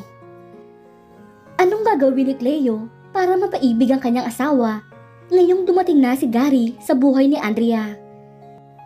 Galit na nakatingin si Cleo sa salamin ng banyo at gusto niya saktan ang sarili ng sandaling iyon. Ano na muli ba ang kalokohan ng ginawa niya? Nagpadala siya sa kalasingan niya kagabi at ngayon ay mas masana siya sa kanya na-realize ang nagawa. Paano siya mamahalin ni Andrea kung lagi na lang siyang may nagagawang masama na nagiging dahilan para lalo siyang kamuhian nito? Napakasama mo, wika niya sa sarili, pero umaasa siya na sana'y magbunga ang ginawa niya kagabi para kahit papaano hindi naman masayang ang galit sa kanya ni Andrea ngayon. Napabuntong hininga ang binata. Ang hilig niya kasi magpadalos-dalos. Katulad na lang nang dalhin niya sa kubo si Andrea at sa unang pagkakataon ay pinilit ang kinin. Nagawa niya iyon dahil sa selos at ampo niya kay Andrea. Hindi siya nito hinintay. Nagmasteral siya kahit ayaw niya mag-business admin ay ginawa niya. Sinunod niya ang daddy niya, hindi dahil takot siya dito, kundi dahil nangako itong susuportahan siya sa oras na magtapat at ayain mapakasal si Andrea. Pero pagbalik niya, kasintahan na pala ito ni Gary, ang traidor na pinsan niya. Hindi lingi dito na may gusto siya sa kababata. Nangako pa ito sa kanya na babantayan si Andrea at babakuran para hindi maligawan ng iba, pero yung pala ay ito ang sasalakay sa pinababantayan niya. At para sa ano? Para sa mana na makukuha nito mula sa abuelo nila pag ito na pangasawa ni Andrea? Hindi niya ito hayaan na gamitin lang sa pansarili nitong kapakinabangan ang nag-iisang babaeng minahal niya sa buhay niya. At ngayong kasal na sila ni Andrea, wala na itong papalang mana. Napangiti si Cleo. Hindi pa nito alam na kasal na sila ni Andrea. Naggulat siya nang bigla itong dumating galing abroad at sinugod siya. Nabalitaan pala ni Gary na ikakasal na sila ni Andrea, na masisira ang plano nito. Kaya naman bago pa nito mapigilan na kasal nila ni Andrea, ay sapilitan niyang isinama si Andrea sa ninong Dante niya para magpakasal sa kanya. Kaya ngayon, nasa kanya na si Andrea, pati ang mana na inaasam-asam ng pinsan niya. Kip-kip ang kumot na ibinalot ni Andrea ang sarili at pinili tumayo kahit masakit ang katawan niya. Feeling niya ay binugbog ang katawan niya. Kasalanan to ni Cleo. Ngit-ngit na bulong niya sa isip. Isa-isa niyang pinulot ang mga damit niya na kumalat sa sahig. Sinuot niya iyon. Gustong nakabihis na siya nang lumabas si Cleo sa banyo na nakatapos lang ng tuwalya. Nagkatinginan sila ni Cleo pero inirapan pa siya nito bago nagtungo sa cabinet at basta na lang kumuha ng susuotin doon. Hindi niya ito pinasin at muling naupo sa gilid ng kama. Hinilot niya ang sentido dahil nahihilo na siya. Siguro dahil wala siyang hapunan noong isang gabi at buong araw siyang walang kain hanggang ngayon. Mahapdi na rin ang kanyang tiyan. Gutom ka na ba? Napalingin siya kay Cleo na nagsusuot ng t-shirt. Hindi nakaligtas sa kanya ang mga pasa sa katawan nito. Halika na sa baba, Andrea. Magpapahanda na lang ako ng pagkain doon. Paniguradong gutom ka na. Wika nito sa kaumunang lumabas ang pinto. Kahit ayaw niyang sumunod, ay wala siyang nagawa. Gutom na talaga siya. Ramdam niya ang panginginig ng mga tuhod sa gutom. Tumayo na si Andrea at sumunod kay Cleo. Pagbukas ni Andrea ng pinto, ay nakita niya sa puno ng hagdan ang mag-ina na halata nagtatalo. Hindi mo kailangan ng mana na makukuha mo pag pinakasalan mo ang babaeng yan. Gigil ang boses na sabi ni Doña Marta, pero poise pa rin ito. Hindi pa ba sapat sa'yo mamanahin mo mula sa amin ng daddy mo? Bakit hindi mo nalang hinayaan yung kay Gary? Total palugi na ang kumpanya nila. Mas kailangan niya ang mana na makukuha niya sa babaeng yan. Mana? Bakit niya makukuha ang mana kapag nagpakasal siya kay Cleo o si Gary? Hindi naman sila mayaman. Ang tanging magiging pamana lang naman sa kanila ng kanyang itay ay ang 300 square meter na kinatitirikan ng bahay nila, pati ang 2 kalabaw at 3 inahing baboy na alaga ng lola niya. Nalilito na wika ni Andrea sa kanyang sarili. It's my own decision, ma'am. Walang kinalaman ng mana dito. I don't like her, Cleo. You don't have to. Kibit balikat na tugon ni Cleo. Isang malutong na sampal ang isinagot ng ina sa binata. Tumalim ang tingin dito ni Cleo. Bagyan namang napatras ang Donya sa nakikitang galit sa mata ng anak. Don't you dare to marry the trash! Too late, mother. Kasal na kami ni Andrea. Nakakalokong sabi dito ni Cleo na itinasinghap ng malakas ang Donya. Bigla namang napatingin sa gawin niya si Cleo. May dumaang pag-alala sa mga mata nito. Kanina ka pa ba dyan? Tanong ni Cleo sa kanya. Gusto man niyang umatras pero huli na dahil nakita na siya nito. Nakataas ang kiling ng asawa. Ang ina naman nito ay matalim ang tingin sa kanya. Magandang umaga ho, Doña Marta. Gutom ka na? Malambing na tanong ni Cleo sa kanya. Tumango na lang siya. Lumapit siya kay Cleo at hinila ang kamay niya. Nilagpasan nila ang ina nito. Bumaba sila ng hagdan at pumunta sa dining room na mas malaki pa ata sa bahay nila. Minsan na siyang nakapunta dito nung bata pa siya. Walang masyado nagbago maliban sa malaking abstract painting. Pinaghila pa siya ng upuan ni Cleo. Napakaraming pagkain ang nakahain sa mesa. Parang hindi almusal kundi piyesta sa dami ng nakahain. May lumapit na naka-uniform na katulong sa kanila at inalok sila ng coffee. Hindi pwede yan sa kanya. Kumuha ka ng fresh milk doon. Utos dito ni Cleo na agad na sinunod ng katulong. Halos mapuno ang plato ni Andrea sa kalalagay ni Cleo ng pagkain doon. Puro ito sabi sa kanya na, tikman mo to, tikman mo yan. Halos ito na rin ang nagsubo sa kanya ng pagkain. Hindi na lang siya umimik. Maya-maya na lang siya magagalit dahil ang priority niya ngayon ay malamnan ang tiyan niya. Ako na, Cleo, kumain ka na. Sabi ni Andrea rito dahil napasin niya na walang laman na plato nito. Natigilan naman ito sa pagsubo sa kanya, tapos ay ngumiti ng malapad. Para itong bumata sa pangiti nito. Napansin ni Andrea na ngayon lang uli ito nakita ngumiti ng ganito. Yung abot sa mga mata nito ang pagngiti. Nakaramdam siya ng konting konsensya. Dahil ba sa kanya kaya naging madalang na rin ang pagngiti ni Cleo? Pero dahil sa kanya, kaya naging miserable ka. Sigaw ng isip niya. Nung mga ito sa harap niya, tinaasan niya lang ito ng kilay. Subuan mo naman ako, babe. Parang batang sabi nito. Inirapan niya lang ito at sinimangutan. Kung ayaw mo kumain, bahala ka sa buhay mo. Mataray na sabi ni Andrea dito. Tatawa-tawa naman itong nagkamot ng batok. Bagyaring namula ang tenga nito. Lihim siyang napangiti dahil sa itsura ng asawa. Hindi man niya aminin pero naaliw talaga siya kay Cleo. Sumeryoso lang siya nang may maalaala bigla. Tumikim muna ang dalaga para tanggalin ang bara sa kanyang lalamunan. Cleo? Tawag niya dito. Bakit? Nakangiting baling nito sa kanya. Si Gary? Stop! Ayoko pag-usapan siya, Andrea. Maganda ang gising ko, kaya pwede bang huwag mong sirain? Kumain ka na, Andrea. Malamig na wika nito. Tumayo na to at iniwan siya sa komedor. Pumatak naman ang luha ng dalaga. Gusto niya lang namang malaman kung ano nangyari kay Gary. Kung may tumulong ba dito o kung buhay pa ba ito. Nawala na siyang ganang kumain. Parang tumabang ang panlasa niya sa isiping wala na ang dating kasintahan. Napasubsob siya sa palad at doon umagulhol ng iyak. Parang dinurog naman ang puso ni Cleo habang nakatingin kay Andrea na umiiyak sa palad nito. Bakit ba hindi na lang siya minahal nito?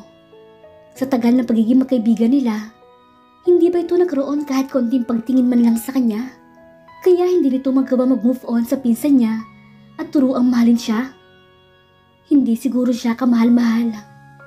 Dahil ang kagaya ni Andrea na sa lahat ng bagay ay pagpapahalaga at handang pagmamahal. Hindi mo lang natapunan ng kahit konti ang katulad niya.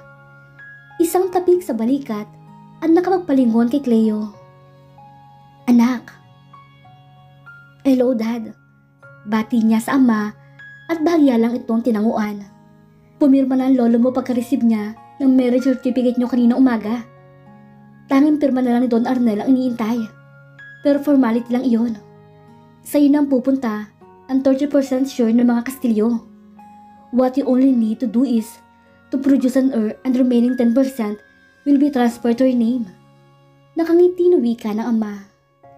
You have everything now, anak. No, not yet, Dad. Napabuntong hininga si Cleo at muling tinignan si Andrea. Hindi ko pa rin nakukuha ang puso ng babaeng pinakamamahal ko, Dad. Naramdaman niya ang pagtapik nito sa balikat niya. Ang isa sa pinapangarap ko. Malungkot na sabi ni Cleo. Mayaman na siya. Isang bilyonaryo sa edad na 26. Akala ng iba, nasa kanya na ang lahat. Pero hindi. Dahil na nag-iisang babaeng gusto niya, simula pa noong kabataan niya, ay hindi niya pa rin magawang makuha. Oo, at kasal na sila ni Andrea. Literal na kanya na ito. Pero hindi lang yun ang gusto niya. Gusto niya ring mahalin siya ni Andrea. Compose yourself, anak. Or else, she will be your downfall. May paalalang sabi ng ama sa kanya. And the death of me. Bulong niya sa isip. 3 araw na si Andrea sa mansyon ni Cleo. Madalang silang magkita ng binata. Madalas na wala ito at nasa opisina. Gustuin man niyang umuwi sa kanila pero may bodyguard na itinalaga ito na nagbabantay sa labas ng kwarto niya. Wala siyang ibang ginawa sa loob ng kwarto kundi tumanaw sa bintana. Kagaya ngayon, 3:00 pa lang ng hapon pero inip na siya. Umalis siya sa bintana at naglakad papunta sa kabilang pinto na nakita niya. Hindi niya pa iyon napapasok simula nang dumating siya dito. Sinubukan niyang pihitin ang seradura at ganoon na lang tuwa nang bumukas iyon. Tumambad sa kanya ang isang opisina. May mahabang office table at upuan. May maliit na sala set at mga floor-to-ceiling na bookshelves. Meron ding 2 file cabinet, mini ref at computer. Namangha si Andrea sa ganda niyon. Carpeted ang sahig kaya lumulubog ang paa niya habang naglalakad papunta sa office table. Napaupo siya sa upuan at pinaikot iyon. Napansin niya ang isang photo frame na nakalagay sa ibabaw ng lamesa katabi ng laptop. Dinampot niya yon at napangiti siya dahil picture niya yon na magdibu siya. Nakasuot siya ng kulay pulang gown habang nakangiting nakahilig kay Cleo na napakagwapo sa suot na itim na long sleeve. Nakangiti ito pero sa kanya nakatingin habang nakakbay ito sa kanya. Hinaplos niya ang mukha nito sa picture. Tandang-tanda pa niya ang gabi na iyon. Yun ang gabi na nakita niya itong kahalikan si Amira, ang anak ng doktor. Yun din ang gabi na na-realize niya na napakalayo ng estado nila sa buhay. Hindi niya pa noon iyon napapansin noong mga bata pa sila. Napakabait ni Cleo sa kanya noon. Kahit pa nga mahirap lang sila at empleyado lang ang mga magulang nito ang itay niya, kinaibigan pa rin siya ni Cleo. Wala nga itong ibang binarkada maliban sa kanya, kaya naman gano'n na lang ang galit sa kanya ni Doña Marta. Inakit raw niya ang anak nito. Nang umalis ang binata, nalaman niyang sumunod dito sa Amira sa US. Kaya ibinaling niya sa iba ang kanyang atensyon. Buti na lang nandiyan si Gary. Dito nabaling ang atensyon niya. Naging napakabuti nitong kasintahan sa kanya. Minahal niya ito at nangarap na masayang pamilya kasama nito. Napaka-responsable nito at sa loob ng panahon ng pagiging magkasintahan nila, ginalang at respeto siya nito. Nangilid ang luha ni Andrea. Ngayon ang pangarap na iyon ay mananatili na lang pangarap na hindi matutupad kahit kailan. Kasal na siya kay Cleo. Kasalanan na patuloy na mahalin ng dating kasintahan. Kailangan na siguro niyang kalimutan ang anumang namamagitan sa kanilang dalawa. Kailangan niya itong isuko kahit masakit. Kailangan niya itong bitawan. Kailangan niya nang tanggapin na wala na si Gary sa buhay niya. Anong ginagawa mo dito? Napapitlag si Andrea sa nagsalita. Si Cleo, nakakunot ang noon nito sa kanya. Nananlalim ang mga mata nito at halatang pagod. Ipinatong niya ang frame sa dati nitong pwesto. Sumunod ang mata doon ni Cleo at lumambot ekspresyon. Pwede ba tayo mag-usap, Cleo? Diretsang tanong niya dito. Naging blanko ang mukha nitong tumingin sa kanya. Kung ang itatanong, pinutol niya sasabihin ito. Pakinggan mo muna ako, Cleo. Nakikiusap na saan niya dito. Bumuntong hininga ito at isinara ang pinto. Tuluyan itong pumasok at naupo sa sofa. Ipinatong ng binata ang kamay sa sandalan at pati ang ulo nito. Ipinikit nito ang mga mata. Tumayo si Andrea at lumapit sa asawa. Lumuhod siya sa harap ni Cleo at inabot ang paa nito para tanggalin ng suot itong sapatos. Nagmulat ito ng mga mata. Nagtatakang tumingin sa ginagawa niya. Anong ginagawa mo, Andrea? Pao sa tanong nito. Pinagsisilbihan ka. Bumuntong hininga si Andrea. Ganito naman ang asawa, di ba? Pinagsisilbihan ng mga asawa nila. Nakangiting tiningala niya ito. Maraming emisyon ang dumaan sa mga mata ni Cleo. Nang matapos siya sa pag-aalis ng sapatos nito, nanatili siya nakaluhod sa harap nito. Ginagap niya ang kamay nito at minasahe iyon. Handa akong maging mabuting asawa sa iyo, Cleo. Maging tapat sa iyo. Bigyan ka ng anak. Naramdaman niya ang pagpisil nito sa kanya. Pero bago yun, gusto kong malaman kung ano nangyari kay Gary. Nag-init ang sulok ng mga mata niya. Tumitig siya sa mata nito. Andun ang pakiusap at pagmamakaawa na tinitigan niya ito. Ito ang closure na gusto niya bago tanggapin ng tuluyan ang kapalaran niya. Sobrang siyang mahal, di ba? Mapait na sabi ni Cleo. Dahil handa kang maging mabuting asawa sa akin, para lang sa konting impormasyon makukuha mo tungkol sa kanya. Tumayo ito at lumapit sa mini ref. Kumuha ito doon ng canned beer at mabilis na ininom. Lumingon ito sa kanya. Namumula mga mata ni Cleo at hindi niya alam kung bakit. Hindi kasi pinutol nito ang sasabihin pa niya. Buhay si Gary, Andrea. Natigilan naman si Andrea.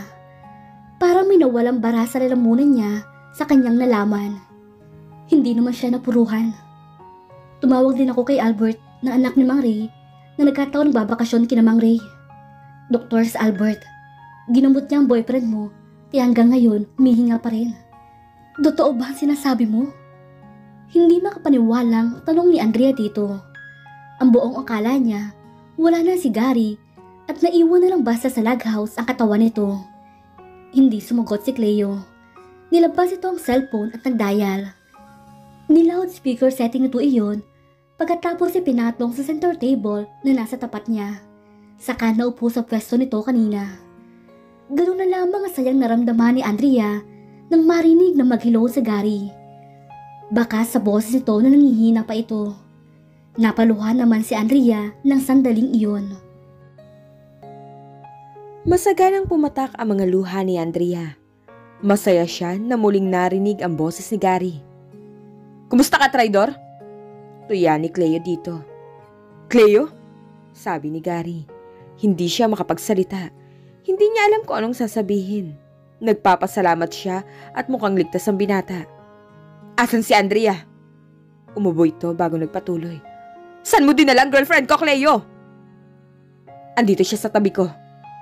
Hinaplos ni Cleo ang braso ng dalaga. "Talk to him, honey. He misses you." Malamig na sabi nito at parang napapasong tinanggal nito ang kamay sa braso niya. Tumungga ito ng beer at dumikwatro. Isinampay nito ang isang kamay sa sandalan ng sofa at prenteng sumandal doon. "Talk!" utos nito. Bumaling ang mata niya sa cellphone na nasa center table. "Andrea?"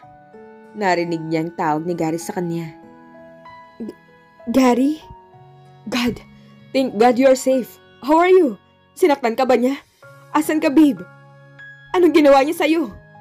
Sunod-sunod na tanong ng binata. "Traidor!" Narinig niya pumalatak si Cleo kaya napatingin siya dito. Eksaherado nitong pinaikot ang mata. Sinamaan niya ito ng tingin. Yumuko ito at inilapit ang bibig sa tainga niya. "Tell him kung anong ginawa ko sa'yo." Bahagya pa nitong bulong sa kanya.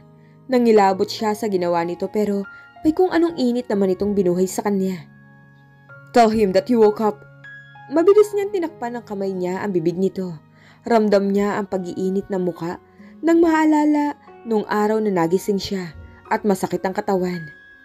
Wala siyang ginawa sa akin." Mahinang tumawa si Cleo at inalis ang kamay niya sa bibig nito. "Are you sure?" "Oo.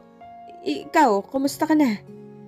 Tanong niya dito at di niya naiwasang pumiyok. Pinipigil niyang gumaralgal ang boses niya. Ayaw niyang mag-alala pa ito sa kanya. "Nasaan ka?" "I don't know. Nagising na lang ako na nasa isang kwarto. May mga taong nakabantay sa labas ng kwarto ko. Ayaw nila akong palabasin dito." "Okay, that's enough." Wika ni Cleo. Nagulat siya nang biglang kunin ni Cleo ang cellphone. Teka. Tangka niya itong pigilan pero napindot na nito ang end button. Tumayo siya sa pagkakaupo sa sahig at sumampas sa sofa para agawin ang cellphone kay Cleo. "Saan mo dinala si Gary? Hindi mo na kailangan malaman pa, Andrea. Pakawalan mo na siya, please." Pagsusumamo niya dito. "At bakit ka naman gagawin yon?" Nakataas ang kilay na tanong nito sa kanya.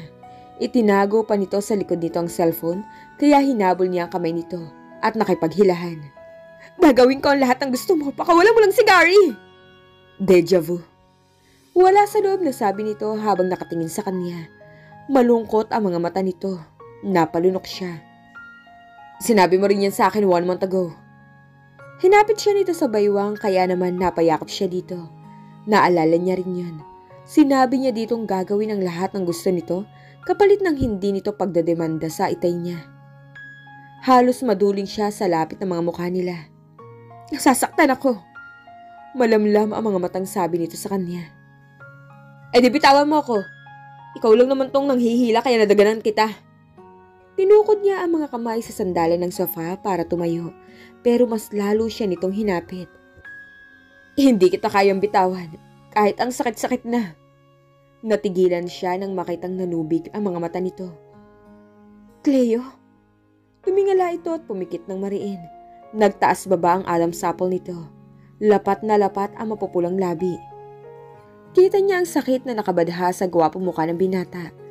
At hindi yun dahil lang sa nakadagan siya dito. Sa tingin niya may mas malalim na dahilan kung bakit nasasaktan to. "Kiss me," sabi nito habang nakapikit pa rin ang mga mata. "Kiss me like you mean it." "Halikan mo ako kung paano mo halikan si Gary." Dumilat to. Namumula ang mga mata nito siguro dahil sa pagpipigil na umiyak. "Isipin mo nga ako siya. Gusto kong halikan mo ako nang walang pagtutol. Yung hindi labag sa loob mo. Gusto kong maramdaman kahit sandali ang mga labi mo nang may pagmamahal." Idinikit nito ang noo sa kanyang noo. Parang umurong ang dila niya sa nakikitang paghihirap ni Cleo. Hindi niya maintindihan ang nararamdaman niya. Bakit siya nasasaktan? Sa nakikitang sakit sa mukha nito. Bakit parang nahihirapan siya kapag naririnig ang pagmamakaawa nito sa kanya? Sinapo niya ang mukha ni Cleo at tinitigan ang gwapong mukha nito. Unti-unti niya inilapit ang mukha niya. Nakatingin siya sa mga labi ng binata habang bumababa ang mga labi niya dito. Hanggang sa lumapat yun doon. Napakalambot ng mga labi ni Cleo para sa isang lalaki. Kusang gumalaw na tila musika ang halik niya kay Cleo at buong puso naman na tumugon ng binata. Kahit kailan, hindi siya nakadama ng ganito kapag hinahalikan siya ni Gary. Hindi siya parang lumulutang sa kasiyahang nadarama niya ng sandaling yun. Natigilan lang siya nang may maramdamang basa sa pisngi niya. Inilayo niya ang mukha niya para masigurong hinala niya. Pero bago niya pa makita ang mukha ni Cleo, mabilis na itong yumakap sa kanya. "Uy, umiiyak ka ba?"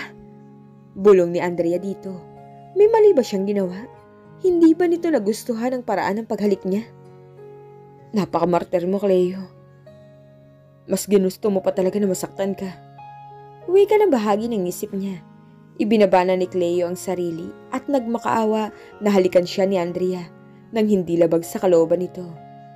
He even asked her to think of another man while kissing him. Gusto niya lang naman maramdaman kung paano halikan ni Andrea nang may pagmamahal, kahit pa hindi siya ang nasa isip nitong kahalikan. At ang masakit, akala niya gagaan ang loob niya pero hindi. Mas lalo lang nadurog ang puso niya nang maramdaman ang pagmamahal sa halik nito. At ang sakit palang isipin na hindi yun para sa kanya, na iba ang iniisip nitong kahalikan. Akala niya wala nang masasakit pa sa nararamdaman niya. Mayroon pa pala. Habang hinahalikan siya ni Andrea, naramdaman niya kung gaano nito kamahal ang pinsan na si Gary. How passionate she was. At handa siyang ibigay lahat ng mana niya, mabaling lang sa kanya ang pagmamahal na yun. Hindi niya mapigilan ang luha niya kaya yumakap siya dito. Napakalaki niyang tao pero pagdating sa babaeng to, nagiging iyakin siya. Hinaplos ni Andrea ang likod niya. "Don't." Pigil niya dito. Ayaw niyang makita nito na umiiyak siya. Ayaw niya ring makita na natutuwa ito na nasasaktan siya dahil para na yung binubudburan ng asin ang sugat niya. Mabilis niyang pinunasan ang mga mata at nakapikit na lumayo dito. Hindi niya kakayaning makita na nagdiriwang ito dahil nagmumukha siyang hibang. Sumandal si Cleo sa sofa at ipinatong ang kamay sa mga mata niya. "Leave," utos niya dito. "Pero, leave me alone!" Naramdaman niya na napapitlag ito dahil sa pagsigaw niya. Bumuntong hininga si Cleo. "Mamaya na tayo mag-usap, please. For now, just leave me alone." Ilang saglit pa at naramdaman na niya ang pagtayo ni Andrea. Hanggang sa marinig niya ang pagbukas at pagsara ng pintuan. Sumandal si Andrea sa pintuan nang maisara niya yun. Napahawak siya sa puso niya. Ang bilis ng tibok nun. Pakiramdam niya nakikipagkarera sa kung anong puso niya dahil sa bilis. Aatakihin ata siya sa puso. Umangat naman ang kamay niya sa mga labi niya. Parang nararamdaman niya pa ang mga labi doon ni Cleo. Gusto niyang bumalik sa kabilang kwarto para ulitin ang halik na yun. Dahil ngayon, kahit anong sigaw ng isip niya na mali yun, mali ang halikan nito dahil malaki ang kasalanan nito sa kanya. Nasinaktan siya nito kaya dapat siyang magalit dito. Pero hindi naman niya maawat ang puso niya na makipagtalo sa isip niya at ipaglaban na gusto niyang maulit ang halik na yun. Ipinilig ni Andrea ang ulo. Nahihibang na siya. Bumuntong hininga na lang siya at naglakad papunta sa kama. Dapat siguro itulog niya na ito. Baka bukas malinawan na siya. Nahiga na siya nang hindi nagpapalit ng damit pantulog. Wala siyang gana. Hindi na niya namalayan na nakatulugan na niya ang ganong pag-iisip. Hanggang sa magising siya sa mga halik sa leeg niya. Panaginip lang bang lahat ng to? Bakit tila parang totoo ang nasa panaginip niya? Hindi niya namalayan na narating niya ang sukdulan ng sandaling yun. Do you like it, Han? Napadilat si Andrea ng mga mata sa pamilyar na boses na yun. Bakit nasa panaginip niya ito? Ito ba ang kasama niya sa panaginip? Or was it really a dream? No, it's not. It was real. Cleo? Yes? Napabalikwas siya ng bangon at nanlalaki ang mga mata na tinitigan niya ito. What are you doing? Naeskandalong tanong niya dito. Wala itong kahit na anong suot at kita niya ang katawan nito. Wala rin siyang kahit isang kasuotan sa katawan. Pinag-ekis niya ang mga braso at tinakpan ang katawan niya. Pinaliligaya ko ang asawa ko? Bastos! Pinamulahan siya ng mukha sa ginawa nito. Bahagya niya itong tinulak. Tumawa lang si Cleo. Oh, my little ungrateful wife. Umiling-iling pa ito, pero may ngisi naman sa mga labi. Pagkatapos kitang paligayahin, this is what I got from you? Tinaasan siya nito ng kilay. Pakiramdam niya buong katawan niya ang namula sa sinabi nito. Hinila niya ang kumot para takpan ang katawan, saka nag-iwas ng tingin dito. Hinawakan ni Cleo ang baba niya at pinilit ipaharap dito. Do you want me to free him? Blanko na naman ang ekspresyon nito na nakatingin sa kanya.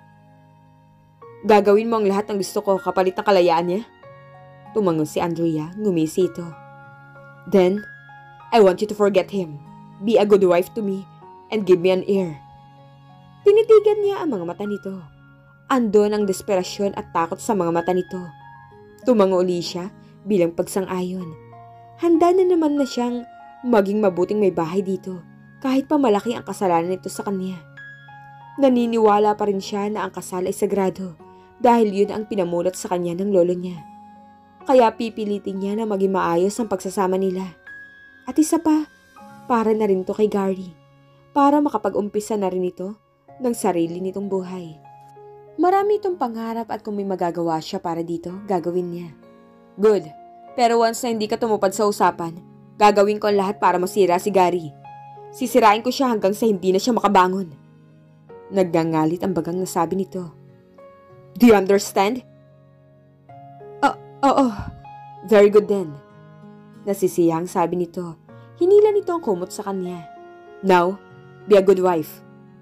And make your husband happy. Paano? Inosenteng tanong niya dito. Para namang may apoy na kumislap sa mga mata ni Cleo. Humiga ito sa kama at iniunan pa ang mga kamay sa ulo. You know what I mean, honey? Malambing ang pagkakawi ka pa ni Cleo. Napalunok si Andrea ng sunod-sunod. Hindi naman siya ignorante, pero hindi niya alam kung paano mag-uumpisa. Bahala na. Lumapit siya papalapit sa asawa. Isa lang ang alam niyang makakapagpasaya dito ng husto. At yun ang ginawa niya. Ang muling ibigay ang sarili sa lalaking ngayon ay asawa na niya. Hindi niya maintindihan pero masaya siya nang makatapos sila ni Cleo. Nagising si Andrea na wala na si Cleo sa tabi niya. Nag-iwan ito ng note sa side table na nagsasabing umalis ito dahil may aasikasuhin sa opisina at babalik agad para sunduin siya. Tumingin siya sa digital clock. 4:00 na ng hapon. Hindi siya makapaniwala na nagawa niyang makatulog ng ganun kahaba. Sanay kasi siya na 4:00 pa lang ng umaga igising na. Agad siyang bumangon at nagmamadaling naligo at nagbihis. May nakita siyang isang jumper denim dress sa cabinet na may katerno itong black bracer pero mas pinili niya ang pinakamaliit na white shirt ni Cleo. Inamoy niya yon at napakagatlabi bigla. Parang hinahanap-hanap niya ang amoy ng asawa. Ipinailalim niya yun sa jumper saka isinuot ang flat Valentino sandals. Napansin niyang halos flat sandals ang binili sa kanya ni Cleo. Siguro dahil iniisip na rin ito na buntis siya. Napahawak siya sa flat na sikmura. Hindi pa siya nagkakaroon at kahit kailan hindi pa siya nagde-delay. Regular ang menstruation niya simula pa noong dalagita siya.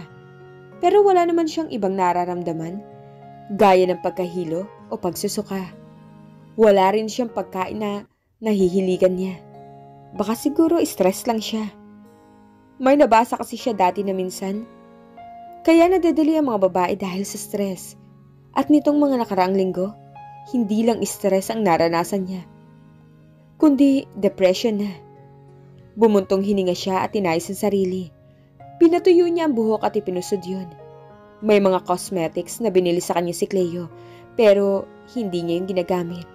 Kaya pulbo at manipis na lipstick na pinahid niya sa mga labi lang ang ginamit niya. Kulay pink yun. Pinagmasdan niya ang sarili sa salamin. Nagmukha siyang high school student dahil sa ayos niya, lalo na at 5 feet and 2 inches lang ang height niya.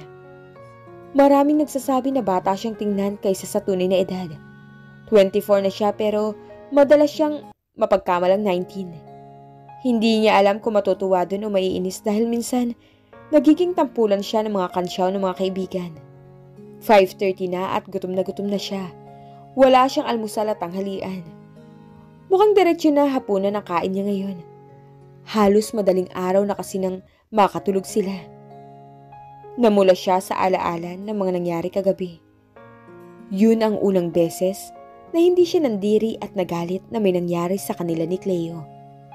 Tumutugon at hindi tumututol ang bawat bahagi ng puso niya sa ginagawa nito sa kanya. Napalingon siya sa pintuan nang biglang bumukas yun. Nanlaki ang mga mata niya nang makita si Doña Marta na nakatayo sa pintuan. Naglakad dito papalapit sa kanya. Huminto to sa likuran niya at pinagmasdan ang refleksyon niya sa salamin. Magandang hapon ho, Doña. Gabi na, iha. Malamig ang tinig na putol nito sa kanya. Napayuko siya. Nailang siya sa titig nito na parang nanguuyam. Ano ba yung suot mo? Maarting sabi nito. Hinila nito ang manggasang t-shirt niya. Balak mo ba talagang ipahiya pamilya namin? Look at you! Wala kang kaklas-klas. I can't believe that this is happening to my family. Kahit minsan di ko pinangarap na mahaluan kami ng mga kagaya mo. Galit na wika ng Donya kay Andrea. Napayuko si Andrea sa sinabi ni Doña Marta. Nanliliit siya at gusto na niyang lumubog sa kinauupuan. Kinagat niya ang labi para pigilan ang luhang gustong kumawala sa mga mata niya. Gusto niyang sagutin ito. Ipamukha dito na hindi naman niya gusto makasal sa anak nito pero hindi niya magawa. Ang sabi ng lola Karen niya, kahit anong bato ng isang tao sa iyo, huwag ka raw gaganti. Hayaan mo lang na ang taas ang gumanti para sa iyo. Kinalakihan na niya iyon. Mga pangaral na noong una ay tinutulan niya pero kalaunan inakasanayan na rin niya.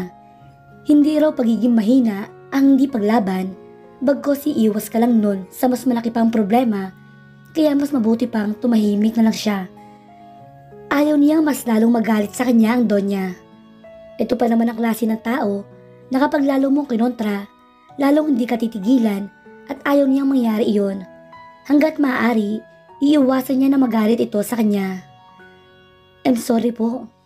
Hingin po umanhin ni Andrea dito. Lalo namang tumaas ang mataas ng kilay nito. Bumuka ang bibig nito para magsalita pero napigil iyon nang bumukas ang pinto at sumilip ang ulo ng daddy ni Cleo. Andito ka lang pala. I've been looking for you. Pinaikot nito ang mga mata at tatawa-tawa. Bumaling ang tingin nito sa kanya. Nawala ang ngiti nito tapos ay nagdududang tiningnan ng asawa. Ano namang kalokohan ang ginagawa mo, Marta? Nag-aakusa ang boses ito pero may lambing pa rin doon. Tuluyan na itong pumasok at tumalakop-kip na nakatingin sa asawa. Para itong isang magulang na nahuling may ginagawang kalokohan ng anak. Umismid lamang si Doña Marta at walang sari-saritang lumakad palapit sa pinto. Binunggo pa nito ang balikat ng asawa bago lumabas. Isip bata. Iiling-iling na bulong ni Don sa ginawa ng asawa. Tumalikod na rin ito pero bago lumabas ay lumingon pa sa kanya. You are lovely, Andrea. No wonder, my son is head over heels in love with you, Iha. Ngumiti ito na tila nanunodyo. Matagal lang nakalabas sa pinto ang Don pero nakatigagal pa rin si Andrea. Paulit-ulit na malingaw-ngaw sa isip niya ang sinabi nito. In love daw sa kanya ang anak nito? At bakit parang kinikilig siya Hindi na mabilang ni Cleo kung ilang beses na niyang tinignan ang relos niya. Halos maya't maya ata ang silip niya doon. Inip na siya. Gusto na niyang matapos ang board meeting at sumakay ng kotse niya at patakbuhin iyong pabalik sa asawa. It's been 7 hours, 52 minutes and 29 seconds since the last time na nakita niya ang asawa. Nangihina na siya. He needed his vitamins at si Andrea lamang iyon. Sinuri niya ng tingin ang mga board members.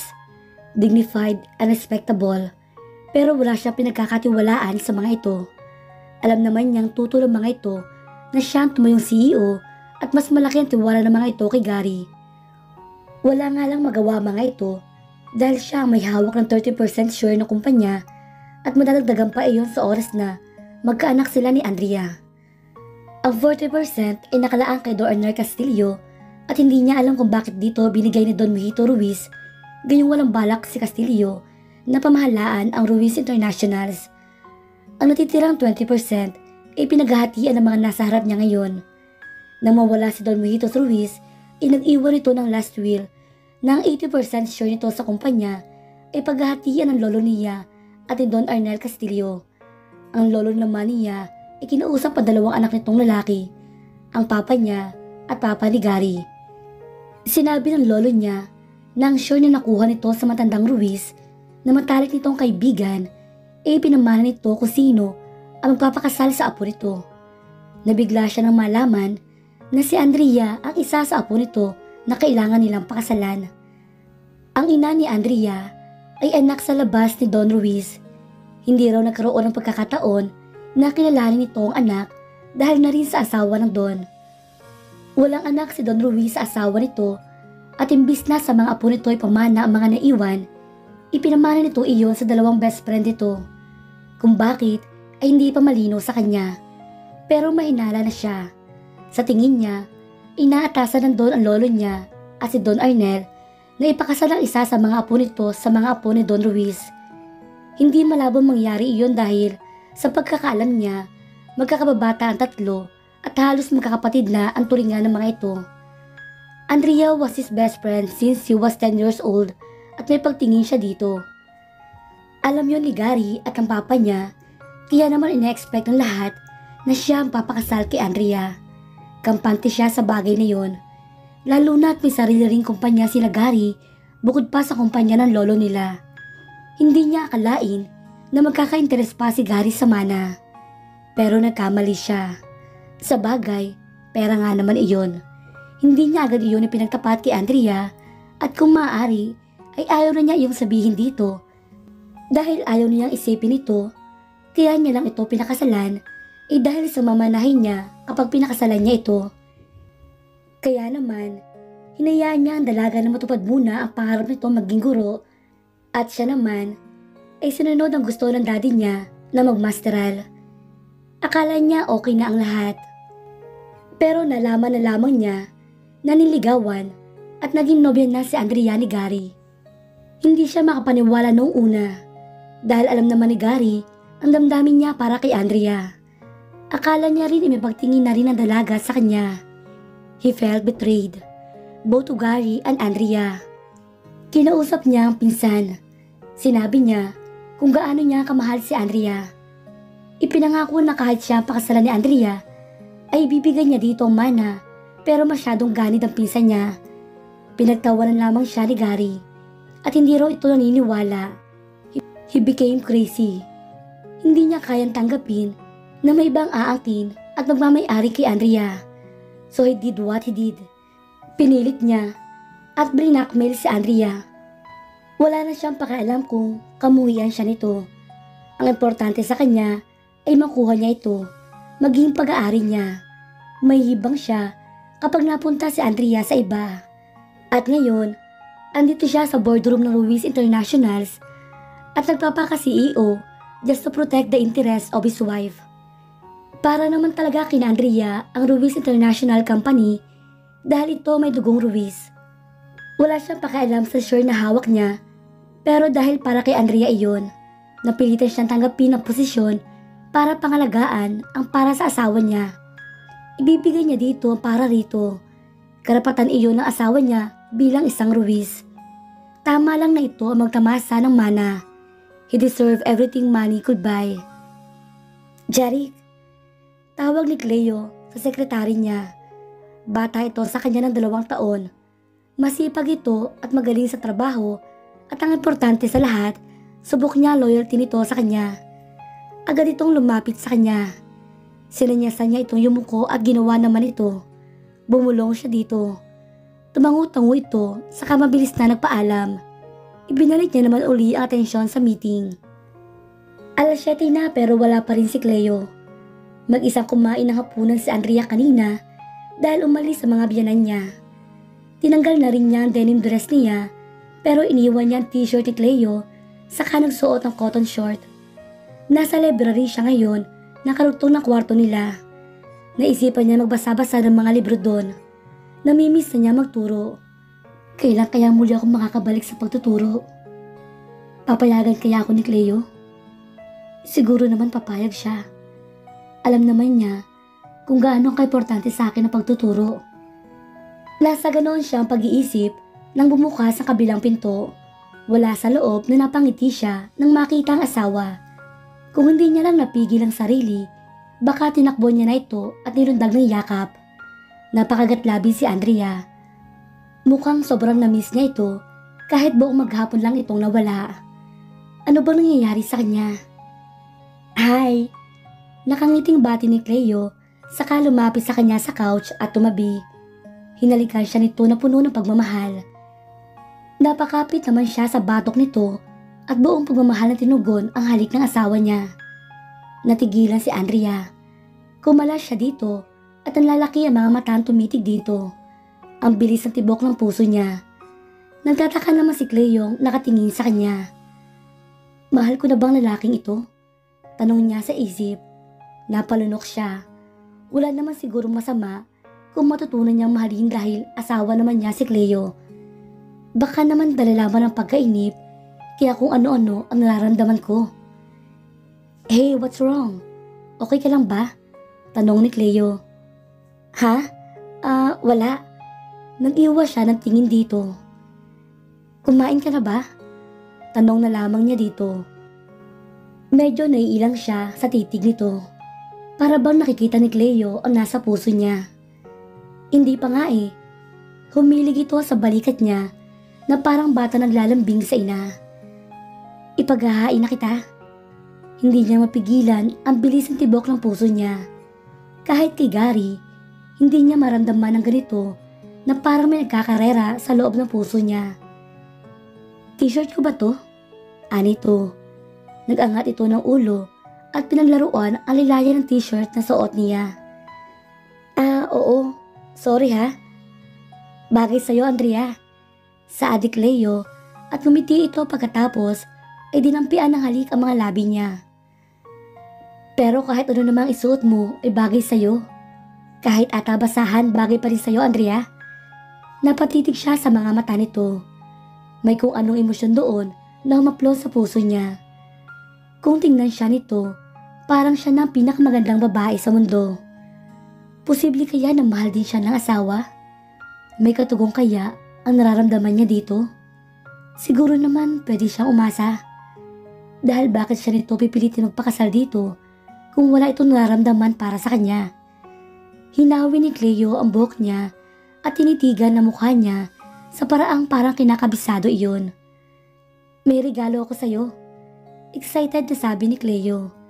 May kinuha ito sa bulsa. Isang susi. Inabot ito iyon sa kanya. Para saan to, Cleo? Takang tanong niya dito. Key to your car. Para kung di man kita masundo, may magagamit ka sa sasakyan papasok sa school. Nanlaki ang mga mata ni Andrea. Hindi dahil sa binigyan siya nito ng kotse, kung hindi dahil sa sinabi nito. Papayagan mo akong bumalik sa pagtuturo? Excited na tanong niya dito. Nagniningning naman ang mga mata niya. Oo naman. Alam ko mahal mo ang pagtuturo. At pangarap mo iyon kaya hindi na niya pinatapos ang sasabihin ni Cleo. Hinawakan niya magkabilang pisngi nito at hinalikan. Nagulat naman ito pero maya-maya pa ay tumugon din sa halik niya. Nang maghiwalay ang mga labi nila, ay habulin nga sila pareho. Nakangiting tinitigan niya ito. Maraming salamat, Cleo. Sobrang mo akong pinasaya. Puno ng sensibilidad na sabi niya dito. Lumambot naman ang ekspresyon ng mukha nito. You don't have to. Ibibigay kong lahat ng gusto mo, Jazz. Just stay with me, Andrea. May lungkot sa mga mata ni Cleo. Ang boses nito ay puno ng pakiusap. Niyakap niya ito. Parang may kumurot sa puso niya sa nakikitang desperasyon dito.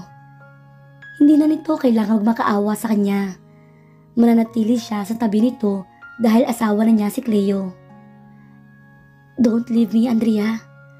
Basag ang boses ni Cleo at tumigpit ang yakap sa kanya. Hindi na mangyayari yung Cleo. Pangako niya, saka niyakap ito na mahigpit. Promise? Parang bata na tanong nito. Napangiti naman si Andrea. Pangako, Cleo. Nakangiting saad pa ni Andrea. Labis naman ang kasiyahan ni Cleo ng sandaling iyon. Iyon na ba ang simula ng magandang samahan ng mag-asawa? At dito na po nagtatapos ang kabanata ng ating kwento. Please like, share, subscribe for more updates.